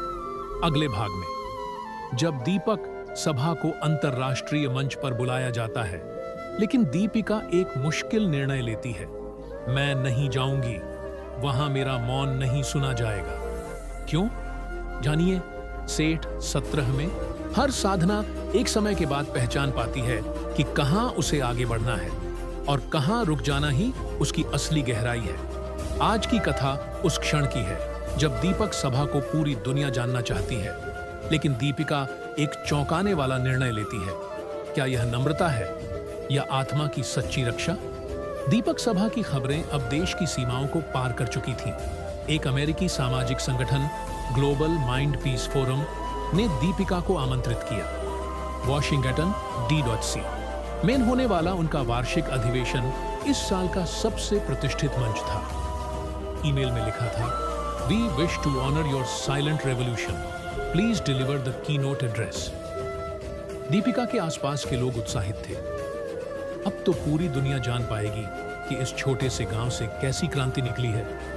रामू बोले, बेटी, यह तो हमारे लिए गर्व की बात है। मोहन ने मुस्कुराकर कहा, मंच चाहे कितना भी बड़ा हो, अगर आत्मा स्थिर है तो बोलना वाजिब है। लेकिन श्यामू ने एक सवाल पूछा, क्या वहां लोग मौन सुनना चाहते हैं या मौन की कहानी?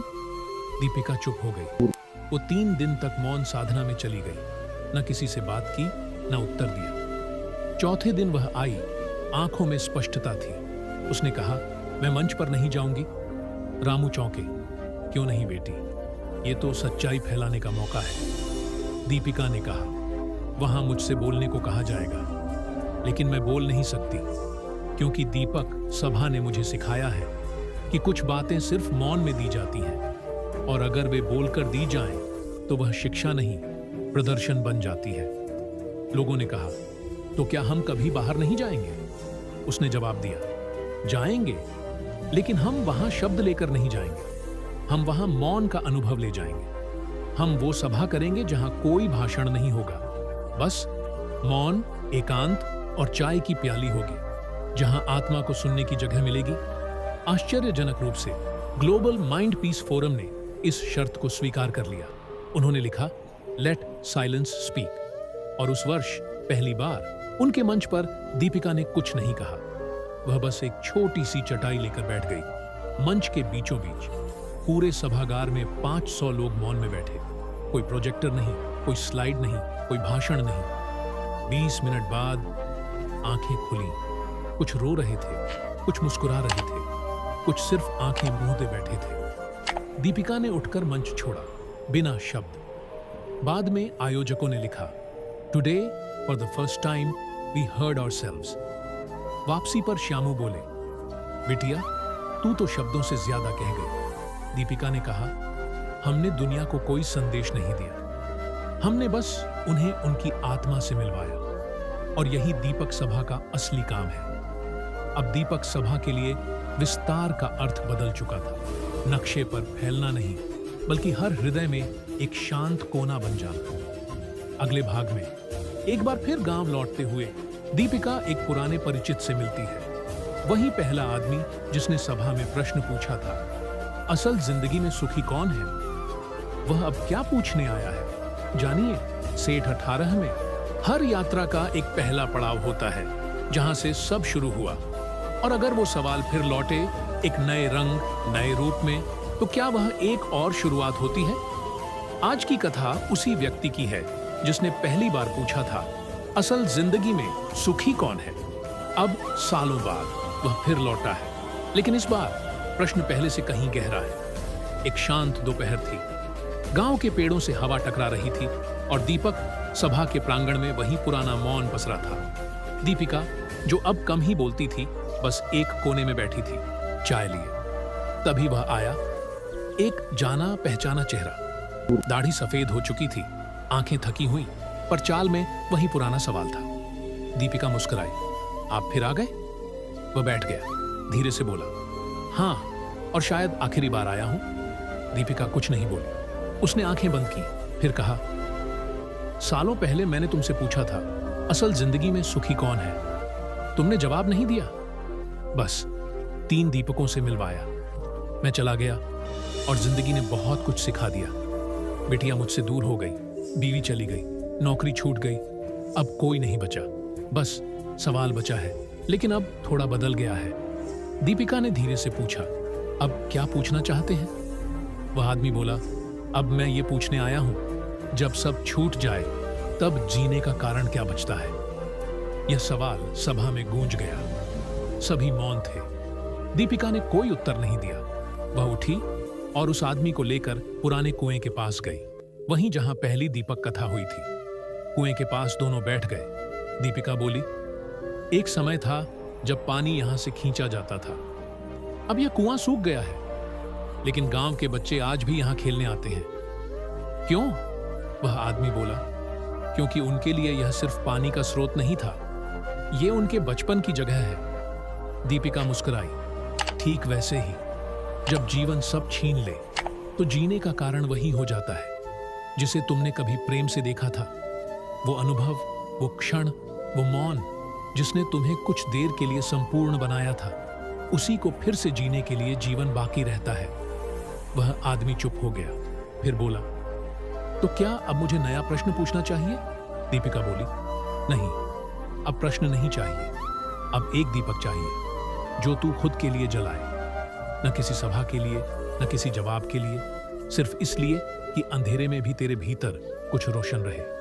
वह आदमी रोने लगा। सालों का भारीपन उसके कंधों से उतरने लगा था। दीपिका ने एक दिया जलाया, उसे पकड़ा दिया और कहा, यह तू अपने लिए नहीं, अपनी उस बात के लिए जला जिसे तूने सालों पहले कहीं छुपा दिया था। उसने दिया लिया, आंखें बंद की। शाम का अंधेरा गहराने लगा था, लेकिन उस आदमी की आंखों में एक अजीब सा उजाला था, नई शुरुआत जैसा, अंतिम शांति जैसा।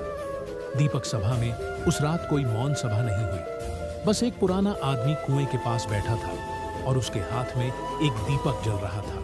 अगले भाग में दीपिका की अनुपस्थिति में दीपक सभा पहली बार बिखरने लगती है। कुछ लोग कहते हैं ये सब दीपिका के बिना नहीं हो सकता। क्या यह सभा एक व्यक्ति पर निर्भर थी या कोई और जाग रहा है? जानिए, सेठ 19 में कभी कभी हम किसी एक व्यक्ति को इतना बड़ा बना देते हैं कि जब वह कुछ समय के लिए भी ओझल हो जाए तो पूरी व्यवस्था हिलने लगती है। पर क्या कोई सभा, कोई साधना किसी एक पर टिकी होनी चाहिए? आज की कथा उस मोड़ की है जब दीपिका कुछ समय के लिए पीछे हटती है और दीपक सभा को अपनी आत्मा में एक नया दीपक जलाना होता है। दीपिका बीमार पड़ी थी। डॉक्टर ने कहा, शारीरिक थकान नहीं, मानसिक गहराई की कीमत है। कुछ समय के लिए विश्राम जरूरी है। तीनों दीपक, मोहन, रामू और श्यामू, अब भी थे, पर वे बूढ़े हो चले थे और दीपिका की अनुपस्थिति ने सभा को जैसे हल्का कर दिया था। कुछ लोगों के भीतर सवाल उठने लगे थे। क्या अब भी यहां बैठने का कोई अर्थ है? दीपिका नहीं है तो दिशा नहीं मिल रही। अब ध्यान में वो गहराई नहीं रही। धीरे धीरे कुछ चेहरे आने बंद हो गए। मौन सभा अब छोटी होने लगी। एक दिन बारिश के बाद केवल 5 लोग आए। तीनों दीपक बैठे थे, भीगे, थके, लेकिन मौन में स्थिर। उन 5 में एक नई लड़की थी, आर्या। आर्या जो पहले कभी सभा में बस चुप बैठती थी, न किसी से बात, न कोई सवाल। उस दिन जब सभा समाप्त हुई, आर्या खड़ी हुई और बोली, अगर दीपिका नहीं है तो क्या हम बैठना बंद कर देंगे? क्या हमारे मौन का अर्थ किसी एक व्यक्ति पर टिका है? रामू ने थके स्वर में कहा, बेटी, दीपिका ही दीपक सभा की आत्मा है। आर्या बोली, तो आत्मा एक शरीर में कैद थी क्या? सभा चुप हो गई। वह आगे बढ़ी, सभा के बीच में जाकर बैठ गई। धीरे से आंखें बंद की, बोली, मैं आज कोई ध्यान नहीं कराऊंगी, मैं बस बैठूंगी। जो चाहे साथ बैठ सकता है, क्योंकि दीपक सभा न दीपिका है न मैं। यह बस एक मौन है जो हर किसी के भीतर कहीं जलता है, बशर्ते हम उसे बुझने न दें। वह बैठ गई। धीरे धीरे 3 और लोग उसके पास आकर बैठ गए। फिर तीनों दीपक भी उठे और आकर उसके चारों ओर चुपचाप बैठ गए। उस रात कुछ भी कहा नहीं गया, पर जो मौन था वो गहरा था। उसके बाद हर शाम आर्या सभा में बैठती। कोई ध्यान नहीं, कोई नेतृत्व नहीं, बस मौन। जो चाहता जुड़ जाता। एक दिन दीपिका ने अपने कमरे की खिड़की से देखा। लोग सभा में आए, लेकिन अब वे उसे देखने नहीं, मौन में जाने के लिए आते थे। उसकी आंखों से आंसू बहने लगे। अब दीपक सभा सच में अपनी हो गई है। अब यह किसी की नहीं रही और यही इसकी पूर्णता है। अगले सप्ताह आर्या दीपिका से मिलने गई। दीपिका ने मुस्कुराकर कहा, तुमने सभा को मुझसे आजाद कर दिया? आर्या ने हाथ जोड़े, नहीं दीदी, मैंने सिर्फ दरवाजा खोला था। दीपक तो सबके भीतर था। दीपिका ने कहा, अब सभा को तुम्हारी जरूरत है। आर्या ने कहा, नहीं, अब सभा को किसी की जरूरत नहीं है। अब यह चल पड़ी है अपने भीतर की आवाज से। उस दिन के बाद दीपक सभा कभी वैसी नहीं रही। वह और भी शांत, और भी गहरी, और भी व्यापक हो गई। दीपिका अब भी कभी कभी आती थी, बैठती थी, पर कुछ कहती नहीं थी। सभा अब किसी एक नाम से नहीं जानी जाती थी। अब लोग कहते थे, दीपक। सभा वो जगह है जहां हर व्यक्ति अपनी आत्मा का दीपक खुद जलाता है। अगले भाग में जब दीपक सभा की यह मौन शक्ति एक जेल तक पहुंचती है और वहां के सबसे क्रूर कैदी के भीतर भी कुछ पिघल जाता है। क्या अपराध का अंधकार भी इस रोशनी से बदल सकता है? जानिए सेठ 20 में, जब किसी सभा की रोशनी केवल मंदिरों या मैदानों तक सीमित न रहे और वह उन स्थानों में प्रवेश कर जाए जहां उम्मीदें दम तोड़ चुकी होती हैं, तो क्या वह केवल सभा रह जाती है या क्रांति बन जाती है? आज की कथा एक ऐसे दरवाजे की है जो ताले से नहीं, भीतर की कठोरता से बंद था, और दीपक सभा ने उसे खोल दिया, मौन से। जेल अधीक्षक स्वयं दीपक सभा में आ चुके थे। एक दिन उन्होंने आर्या से पूछा, क्या आप एक सभा हमारे जेल में कर सकती हैं? आर्या थोड़ी चौंकी। जेल? वहां मौन? क्या लोग तैयार होंगे? अधीक्षक ने कहा, वहां मौन की नहीं, मुक्ति की जरूरत है, बाहर की नहीं, भीतर की। और हम जानते हैं कि ये काम आप कर सकती हैं। आर्या ने सभा में बात रखी। मोहन बोले, जो जीवन से पलायन कर चुके हैं उनके बीच दीपक जलाना एक तपस्या होगी। श्यामू ने कहा, शायद यह दीपक सभा का अगला स्वाभाविक पड़ाव है, वहां जाना जहां अब तक कोई रोशनी लेकर नहीं गया। कुछ सप्ताह बाद आर्या और कुछ सदस्यों की एक छोटी टोली जिला कारागार पहुंची। जेल के भीतर का वातावरण कठोर था। लोहे की सलाखें, सन्नाटा और भीतर जमा वर्षों की कड़वाहट। पहली सभा में केवल 4 कैदी आए। उनमें एक था रघुवीर, हत्या का अपराधी, 3 बार जेल तोड़ने की कोशिश कर चुका। गुस्से में इतना प्रबल कि जेल के कई सिपाही भी उससे डरते थे। वह बस दीवार से टिककर खड़ा रहा, हाथ बांधे। आर्या ने कहा, यहां कोई धर्म नहीं है, कोई न्याय या अन्याय नहीं, ये सिर्फ मौन की जगह है। कोई चाहे तो बैठ सकता है या चुपचाप देख सकता है। कैदियों ने देखा, कोई प्रवचन नहीं, कोई आदेश नहीं, बस एक गोल दायरा, और उसके भीतर एक शांति थी। रघुवीर पहले दिन नहीं बैठा, दूसरे दिन भी नहीं, तीसरे दिन आया, बैठा नहीं, बस दूर से देखा। 7वें दिन वह चुपचाप आया, कोने में बैठ गया और वह पहली बार 10 मिनट तक एक ही जगह रहा, बिना गुस्से, बिना भड़क के। आर्या ने कुछ नहीं कहा। तीसरे सप्ताह वह सबसे पहले आया। दीपक सभा की टोली हर हफ्ते आती रही। हर बार रघुवीर पास आता गया। एक दिन उसने आर्या से पूछा, तुम्हें मुझसे डर नहीं लगता? आर्या ने शांत स्वर में कहा, अगर तुम्हारा अंधेरा इतना गहरा है तो सोचो तुम्हारी रोशनी कितनी तेज होगी। उस दिन रघुवीर पहली बार फूट फूट कर रोया। वह गुनगुनाने लगा, पहली बार किसी ने मुझे कोई नाम नहीं दिया, बस मौन में मुझे सुना। महीनों बाद जेल में हर रविवार दीपक सभा होती थी। अब वह जेल वार्ड नहीं कहलाती थी, वह मौन कक्ष बन चुकी थी।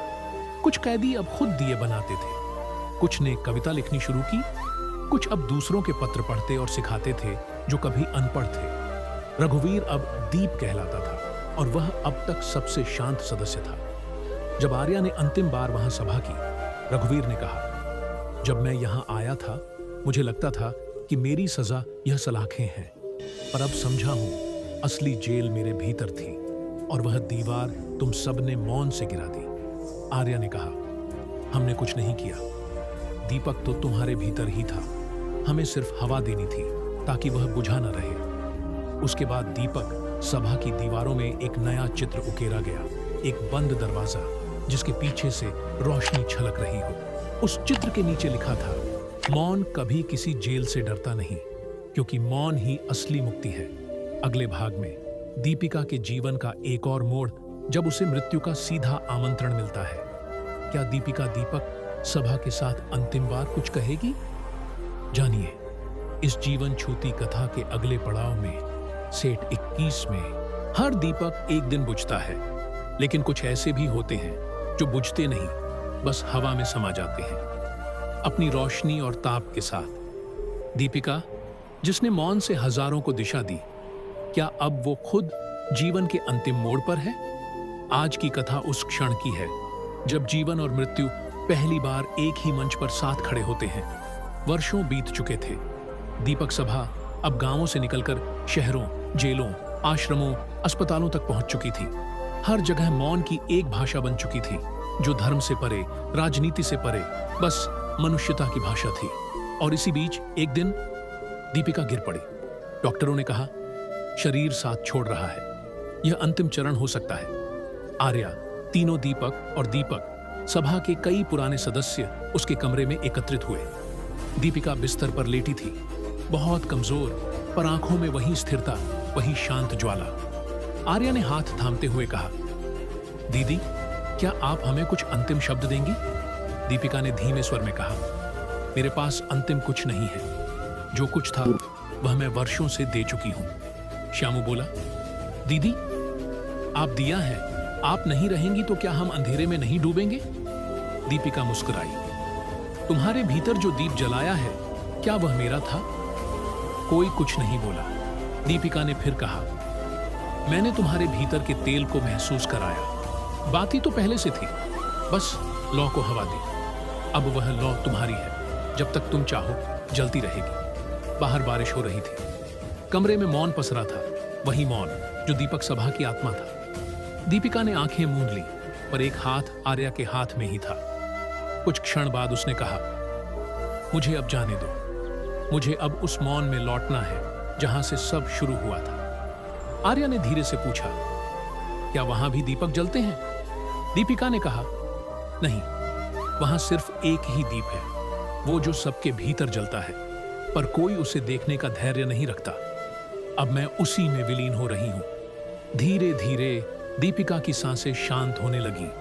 वो मुस्कुरा रही थी, मानो जीवन को एक प्रेम पूर्ण विदाई दे रही हो। और जब अंतिम सांस आई, कमरे में किसी ने रोया नहीं, कोई चिल्लाया नहीं, बस सब मौन हो गए। दीपक सभा के सभी सदस्य बैठ गए, वैसे ही जैसे वर्षों से बैठते आए थे। एक गहरा मौन, एक गहन श्रद्धा और एक लौ जो बुझी नहीं थी, बस अब सबके भीतर जल रही थी। उस दिन के बाद दीपिका का कोई समाधि स्थल नहीं बनाया गया, न कोई मूर्ति, न कोई मंदिर। बस हर दीपक सभा में एक खाली आसन रखा गया जहां कोई नहीं बैठता, क्योंकि वहां अब मौन बैठता है और उस आसन के सामने अब हर सभा में एक प्रश्न लिखा होता है, असल जिंदगी में सुखी कौन है? क्योंकि अब कोई भी उत्तर देने वाला नहीं था, अब सबको खुद उत्तर पाना था। अगले भाग में दीपिका के बाद दीपक सभा की बागडोर कौन संभालेगा?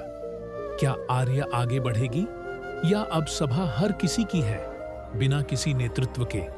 जानिए सेठ 22 में एक नाव चलाने वाला जब किनारे उतर जाए तो सवाल उठता है, क्या नाव डूबेगी या अब वो खुद अपना रास्ता ढूंढेगी? दीपिका के जाने के बाद दीपक सभा एक चौराहे पर थी जहां कोई नेता नहीं, कोई आदेश नहीं। क्या मौन का यह दीप अब भी जलता रहेगा? आज की कथा उसी यात्रा की है जब सभा एक नाम के बिना, एक चेहरे के बिना एक नया जन्म लेती है। दीपिका के जाने के बाद दीपक सभा में कुछ समय के लिए हलचल थी। कुछ लोग चिंतित थे, अब किसे सुने? अब कौन ध्यान कराएगा? अब अगली पीढ़ी को कौन सिखाएगा?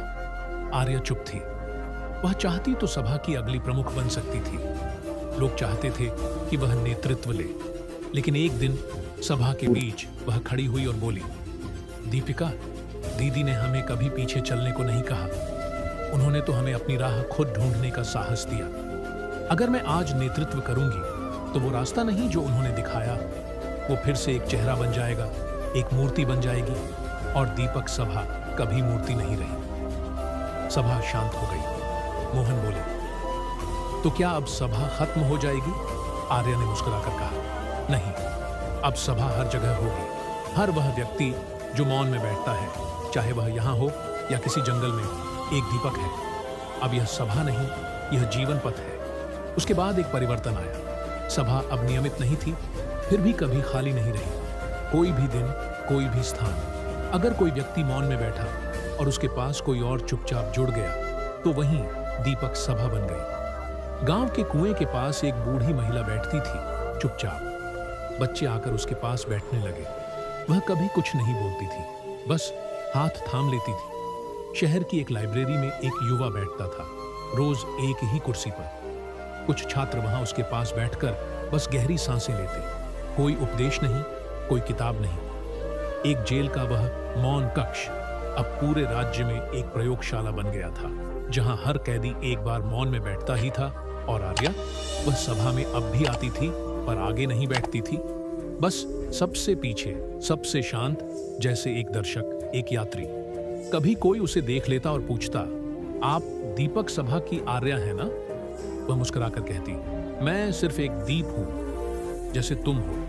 धीरे धीरे लोगों ने समझा, दीपक सभा कोई संस्था नहीं थी, वह एक अनुभव थी, एक मौन यात्रा। अब उसका कोई नाम नहीं, कोई भवन नहीं, कोई नेता नहीं।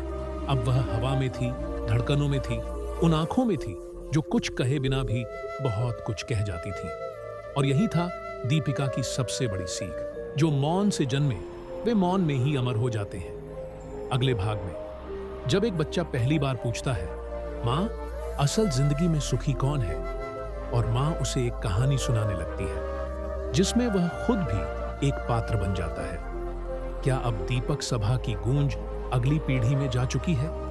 जानिए सेठ 23 में एक नाव चलाने वाला जब किनारे उतर जाए तो सवाल उठता है, क्या नाव डूबेगी या अब वो खुद अपना रास्ता ढूंढेगी? दीपिका के जाने के बाद दीपक सभा एक चौराहे पर थी, जहां कोई नेता नहीं, कोई आदेश नहीं। क्या मौन का यह दीप अब भी जलता रहेगा? आज की कथा उसी यात्रा की है जब सभा एक नाम के बिना, एक चेहरे के बिना एक नया जन्म लेती है। दीपिका के जाने के बाद दीपक सभा में कुछ समय के लिए हलचल थी। कुछ लोग चिंतित थे, अब किसे सुने? अब कौन ध्यान कराएगा? अब अगली पीढ़ी को कौन सिखाएगा? आर्या चुप थी। वह चाहती तो सभा की अगली प्रमुख बन सकती थी। लोग चाहते थे कि वह नेतृत्व ले, लेकिन एक दिन सभा के बीच वह खड़ी हुई और बोली, दीपिका, दीदी ने हमें कभी पीछे चलने को नहीं कहा।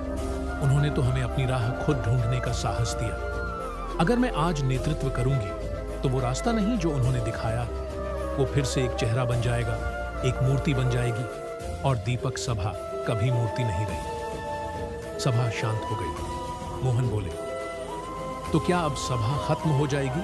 आर्या ने मुस्कुराकर कहा, नहीं, अब सभा हर जगह होगी। हर वह व्यक्ति जो मौन में बैठता है, चाहे वह यहाँ हो या किसी जंगल में, एक दीपक है। अब यह सभा नहीं, यह जीवन पथ है। उसके बाद एक परिवर्तन आया। सभा अब नियमित नहीं थी, फिर भी कभी खाली नहीं रही। कोई भी दिन, कोई भी स्थान, अगर कोई व्यक्ति मौन में बैठा और उसके पास कोई और चुपचाप जुड़ गया, तो वहीं दीपक सभा बन गई। गांव के कुएं के पास एक बूढ़ी महिला बैठती थी, चुपचाप। बच्चे आकर उसके पास बैठने लगे। वह कभी कुछ नहीं बोलती थी, बस हाथ थाम लेती थी। शहर की एक लाइब्रेरी में एक युवा बैठता था, रोज एक ही कुर्सी पर। कुछ छात्र वहां उसके पास बैठकर बस गहरी सांसें लेते। कोई उपदेश नहीं, कोई किताब नहीं। एक जेल का वह मौन कक्ष अब पूरे राज्य में एक प्रयोगशाला बन गया था, जहां हर कैदी एक बार मौन में बैठता ही था। और आर्या, वह सभा में अब भी आती थी, पर आगे नहीं बैठती थी, बस सबसे पीछे, सबसे शांत, जैसे एक दर्शक, एक यात्री। कभी कोई उसे देख लेता और पूछता, आप दीपक सभा की आर्या है ना?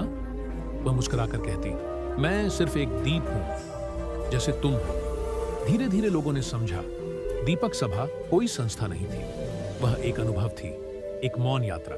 अब उसका कोई नाम नहीं, कोई भवन नहीं, कोई नेता नहीं। अब वह हवा में थी, धड़कनों में थी, उन आंखों में थी जो कुछ कहे बिना भी बहुत कुछ कह जाती थी। और यही था दीपिका की सबसे बड़ी सीख। जो मौन से जन्मे, वे मौन में ही अमर हो जाते हैं। अगले भाग में जब एक बच्चा पहली बार पूछता है, माँ, असल जिंदगी में सुखी कौन है? और माँ उसे एक कहानी सुनाने लगती है, जिसमें वह खुद भी एक पात्र बन जाता है। क्या अब दीपक सभा की गूंज अगली पीढ़ी में जा चुकी है?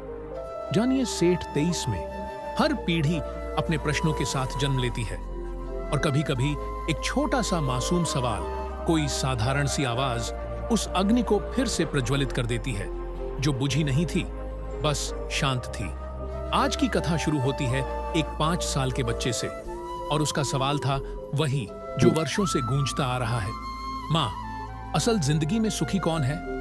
एक गांव था, पहाड़ियों के बीच बसा, न बहुत प्रसिद्ध न बहुत पिछड़ा। वहां एक बच्चा था, नियम। वह चंचल था, पर कुछ अलग। जब बच्चे खेलते, वह दूर बैठा बादलों को देखता। जब सब कहानियां सुनते, वह सवाल करता, फिर क्या हुआ? फिर वो क्यों रोया? फिर उसने कुछ बोला क्यों नहीं? उसकी माँ मृदुला एक शिक्षिका थी, पर भीतर से एक साधिका। एक दिन नियम उसके पास आया। उसके हाथ में मिट्टी का दीपक था, टूटा हुआ। पूछा, माँ, ये अगर जल न सके तो क्या ये दीपक नहीं रहा? मृदुला ने धीमे से कहा, दीपक की पहचान उसमें नहीं है कि वो जले, बल्कि उसमें है कि वह जलाने की क्षमता रखता है। नियम कुछ देर चुप रहा, फिर पूछा, तो माँ, असल जिंदगी में सुखी कौन है? मृदुला मुस्कुराई। उसने पास रखे एक पुराने संदूक से एक बहुत पुराना, हल्का सा जर्द हाथ से लिखा पन्ना निकाला, नियम के सामने रख दिया।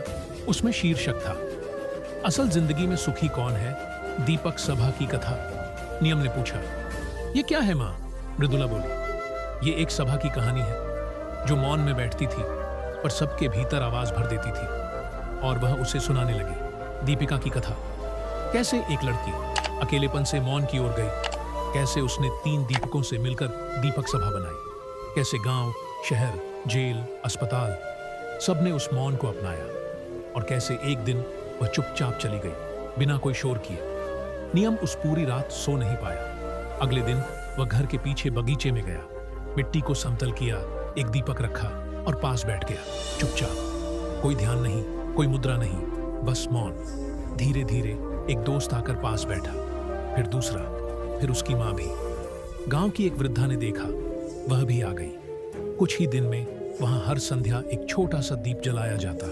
कोई कुछ नहीं कहता, बस बैठते थे। धीरे धीरे लोग कहने लगे, ये तो जैसे दीपक सभा लौट आई हो। नियम ने एक दिन माँ से पूछा, माँ, मैं दीपिका से कभी मिल नहीं पाया। मृदुला ने कहा, बेटा, जो व्यक्ति मौन में रहता है वो कहीं नहीं जाता, वह तुम्हारे भीतर ही बैठा होता है, ठीक उस दीपक की तरह जो जलता नहीं पर फिर भी उजाला कर देता है। और तभी नियम को वह टूटा हुआ दीपक याद आया। वह उसे फिर से खोज कर लाया। उसमें बाती रखी, थोड़ा घी डाला और मां से कहा, आज ये जलेगा, क्योंकि अब मैं जान गया हूं सुख वही है जहां मौन है। उस दिन गांव में कोई सभा नहीं हुई, बस सबने अपने घरों में एक एक दीप जलाया और मौन में बैठे।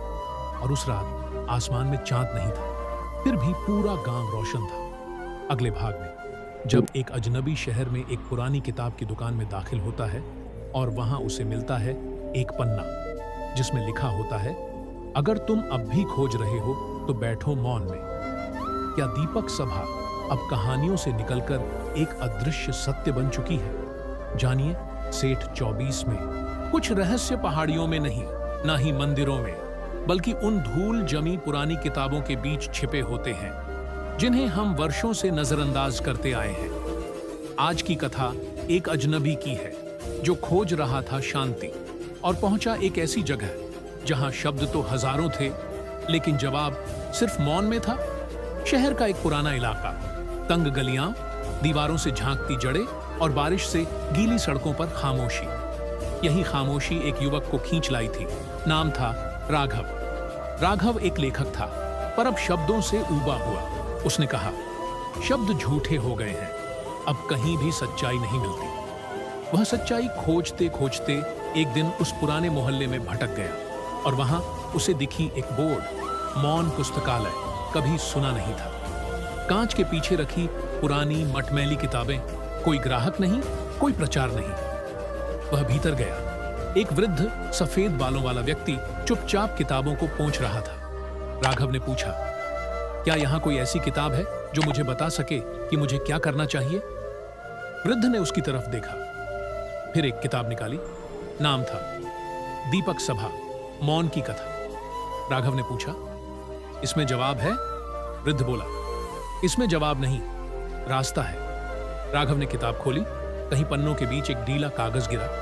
उस पर सिर्फ एक वाक्य लिखा था, अगर तुम अब भी खोज रहे हो तो बैठो मौन में। राघव हंस पड़ा। ये कोई उत्तर हुआ?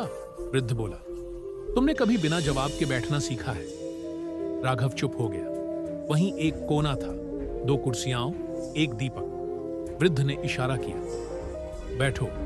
कभी कभी कोई उत्तर नहीं चाहिए होता, सिर्फ मौन। राघव बैठ गया। पहली बार उसने खुद से कुछ नहीं पूछा, कोई शब्द नहीं, कोई कल्पना नहीं, सिर्फ सांसों की आवाज और उस किताब की उपस्थिति। जब वह उठा तो कुछ बदला हुआ था। किसी ने उसे कोई ज्ञान नहीं दिया था, पर अब वह खाली नहीं था। राघव रोज आने लगा। कभी कोई किताब नहीं लेता, बस मौन में बैठता। धीरे धीरे अन्य लोग भी आने लगे। कभी कोई विद्यार्थी, कभी कोई थका हुआ कर्मचारी, कभी कोई बूढ़ी माँ। वृद्ध अब कुछ नहीं बेचता था, सिर्फ मौन बांटता था। और जब राघव ने एक दिन पूछा, क्या आप दीपिका को जानते हैं? वृद्ध ने मुस्कुराकर कहा, अगर तुम मौन में बैठ गए हो तो अब तुम खुद दीपिका को जानते हो। उस दिन राघव ने अपनी पहली नई कहानी लिखी। नाम था शब्दों से परे, एक मौन सभा की कहानी। और उसकी पहली पंक्ति थी, असल जिंदगी में सुखी वही है जो मौन को अपना मित्र बना लेता है। अगले भाग में जब एक गांव में एक बच्चा बोल नहीं पाता, लेकिन हर कोई उससे शांत हो जाता है। क्या मौन अब भाषाओं के पार पहुंच चुका है? जानिए अंतिम अध्याय की ओर बढ़ते इस सफर का सेट 25। कुछ कहानियां आवाज से नहीं, उपस्थिति से लिखी जाती हैं। और जब एक बच्चा जो कभी बोल नहीं सका सबसे गहरी बात कह दे बिना एक शब्द के, तो समझो मौन अब भाषा नहीं, अनुभव बन चुका है। आज की कथा उस अंतिम मोड़ पर है जहां दीपक सभा अब किसी स्थान, किसी नाम, किसी व्यक्ति की नहीं रही। अब वह हर उस हृदय में बसती है जो सुनना नहीं, महसूस करना चाहता है। एक छोटा सा गांव था, समय से थोड़ा पीछे छूटा हुआ। वहां जन्मा एक बच्चा, आदित्य। आदित्य जन्म से ही बोल नहीं सकता था। डॉक्टरों ने कहा, जीवन कठिन होगा। गांव के लोग कहते, बेचारा कुछ कह नहीं पाए, कैसे जिएगा ये। लेकिन आदित्य की मां गंगा नीता ने कुछ और देखा। उसकी आंखों में मौन था, गहरा, स्थिर, चमकता हुआ। वह किसी को भी देखता तो सामने वाला कुछ देर चुप हो जाता। वह खेलने नहीं बोलता था, पर बच्चे उसके पास आकर खुद शांत हो जाते। धीरे धीरे गांव को समझ में आने लगा, आदित्य मौन में बोलता है। एक दिन गांव में एक संत आए। लोग उन्हें सुनने गए, पर आदित्य वहां नहीं गया। संत ने पूछा, क्या यह वही बच्चा है जो बोल नहीं सकता? गंगा ने कहा, हाँ। संत बोले, तो उसे यहां लाओ, मैं उसे आशीर्वाद दूं। गंगा बोली, वो पहले ही सबको आशीर्वाद दे चुका है। गांव में अब कोई लड़ाई नहीं होती, कोई ऊंच नीच की बात नहीं करता। हर कोई थोड़ा देर चुप रहना सीख गया है, क्योंकि आदित्य मौन में बैठा रहता है। संत चुप हो गए। वे उसी शाम आदित्य से मिलने गए। बच्चा उन्हें देखकर मुस्कुराया और बस आंखें बंद कर ली। संत ने भी आंखें बंद कर ली और वहां एक वृक्ष के नीचे बिना मंत्र, बिना शास्त्र, बिना शिष्य और बिना गुरु एक सभा बन गई। दीपक सभा। क्योंकि दीपक सभा अब किसी महिला की नहीं थी, किसी आर्य, किसी मोहन, किसी सभा भवन की नहीं थी। अब वह उस मौन की थी जो बिना भाषा के भी सबको जोड़ सकता था। आदित्य ने कोई उपदेश नहीं दिया, उसने कुछ नहीं लिखा, कुछ नहीं पढ़ा, पर लोग दूर दूर से आने लगे, बस उसे देखने, उसके पास बैठने। और ऐसा लगता जैसे कोई भीतर से साफ हो गया। एक दिन एक पत्रकार आया। उसने गंगा से पूछा, क्या आप नहीं चाहती कि आदित्य बोलने लगे? गंगा ने कहा, नहीं, क्योंकि उसने जो सिखाया है वो कोई शब्द कभी नहीं सिखा सकते। पत्रकार ने रिपोर्ट में लिखा, एक गूंगा बच्चा जिसने एक गांव को बोलना नहीं, जीना सिखा दिया। वर्षों बाद वहां एक छोटा पत्थर लगाया गया। उस पर लिखा था, असल जिंदगी में सुखी कौन है? और नीचे कोई उत्तर नहीं था, बस एक गूंगा बच्चा बैठा था जिसके मौन में अब पूरी दुनिया की गूंज थी। यह कथा एक ऐसी आध्यात्मिक यात्रा है जो बाहर नहीं, भीतर की ओर जाती है।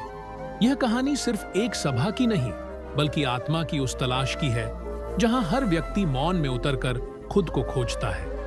यह यात्रा दीपिका नाम की एक युवती से शुरू होती है, जो जीवन की ऊपरी आपाधापी, रिश्तों के द्वंद्व और अस्तित्व की बेचैनी से गुजरते हुए मौन की ओर आकर्षित होती है। वह 3 लोगों के साथ मिलकर एक साधारण सी जगह पर मौन में बैठना शुरू करती है।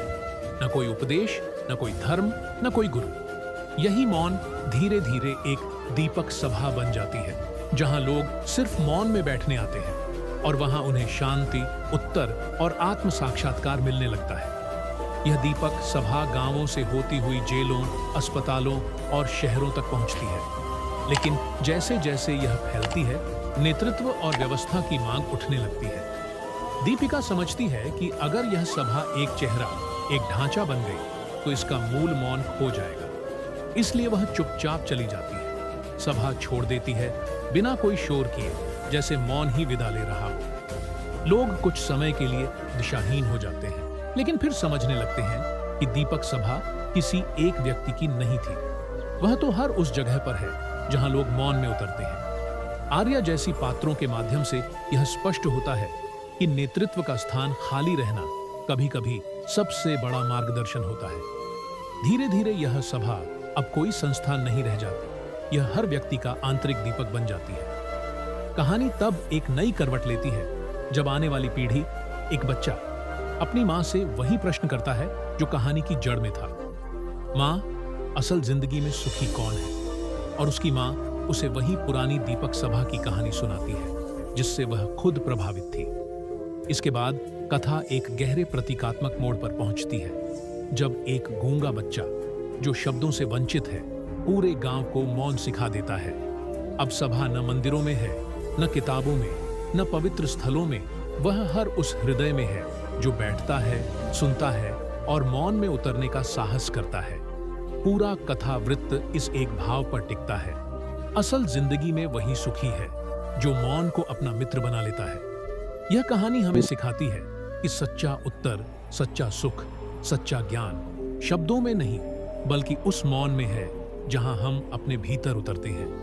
दीपक सभा अब एक नाम नहीं, एक संस्था नहीं, बल्कि एक चेतना है, एक शुद्ध निर्विकार मौन की चेतना जो हर युग में, हर स्थान पर, हर आत्मा में जन्म ले सकती है, यदि कोई सिर्फ बैठ जाए मौन में।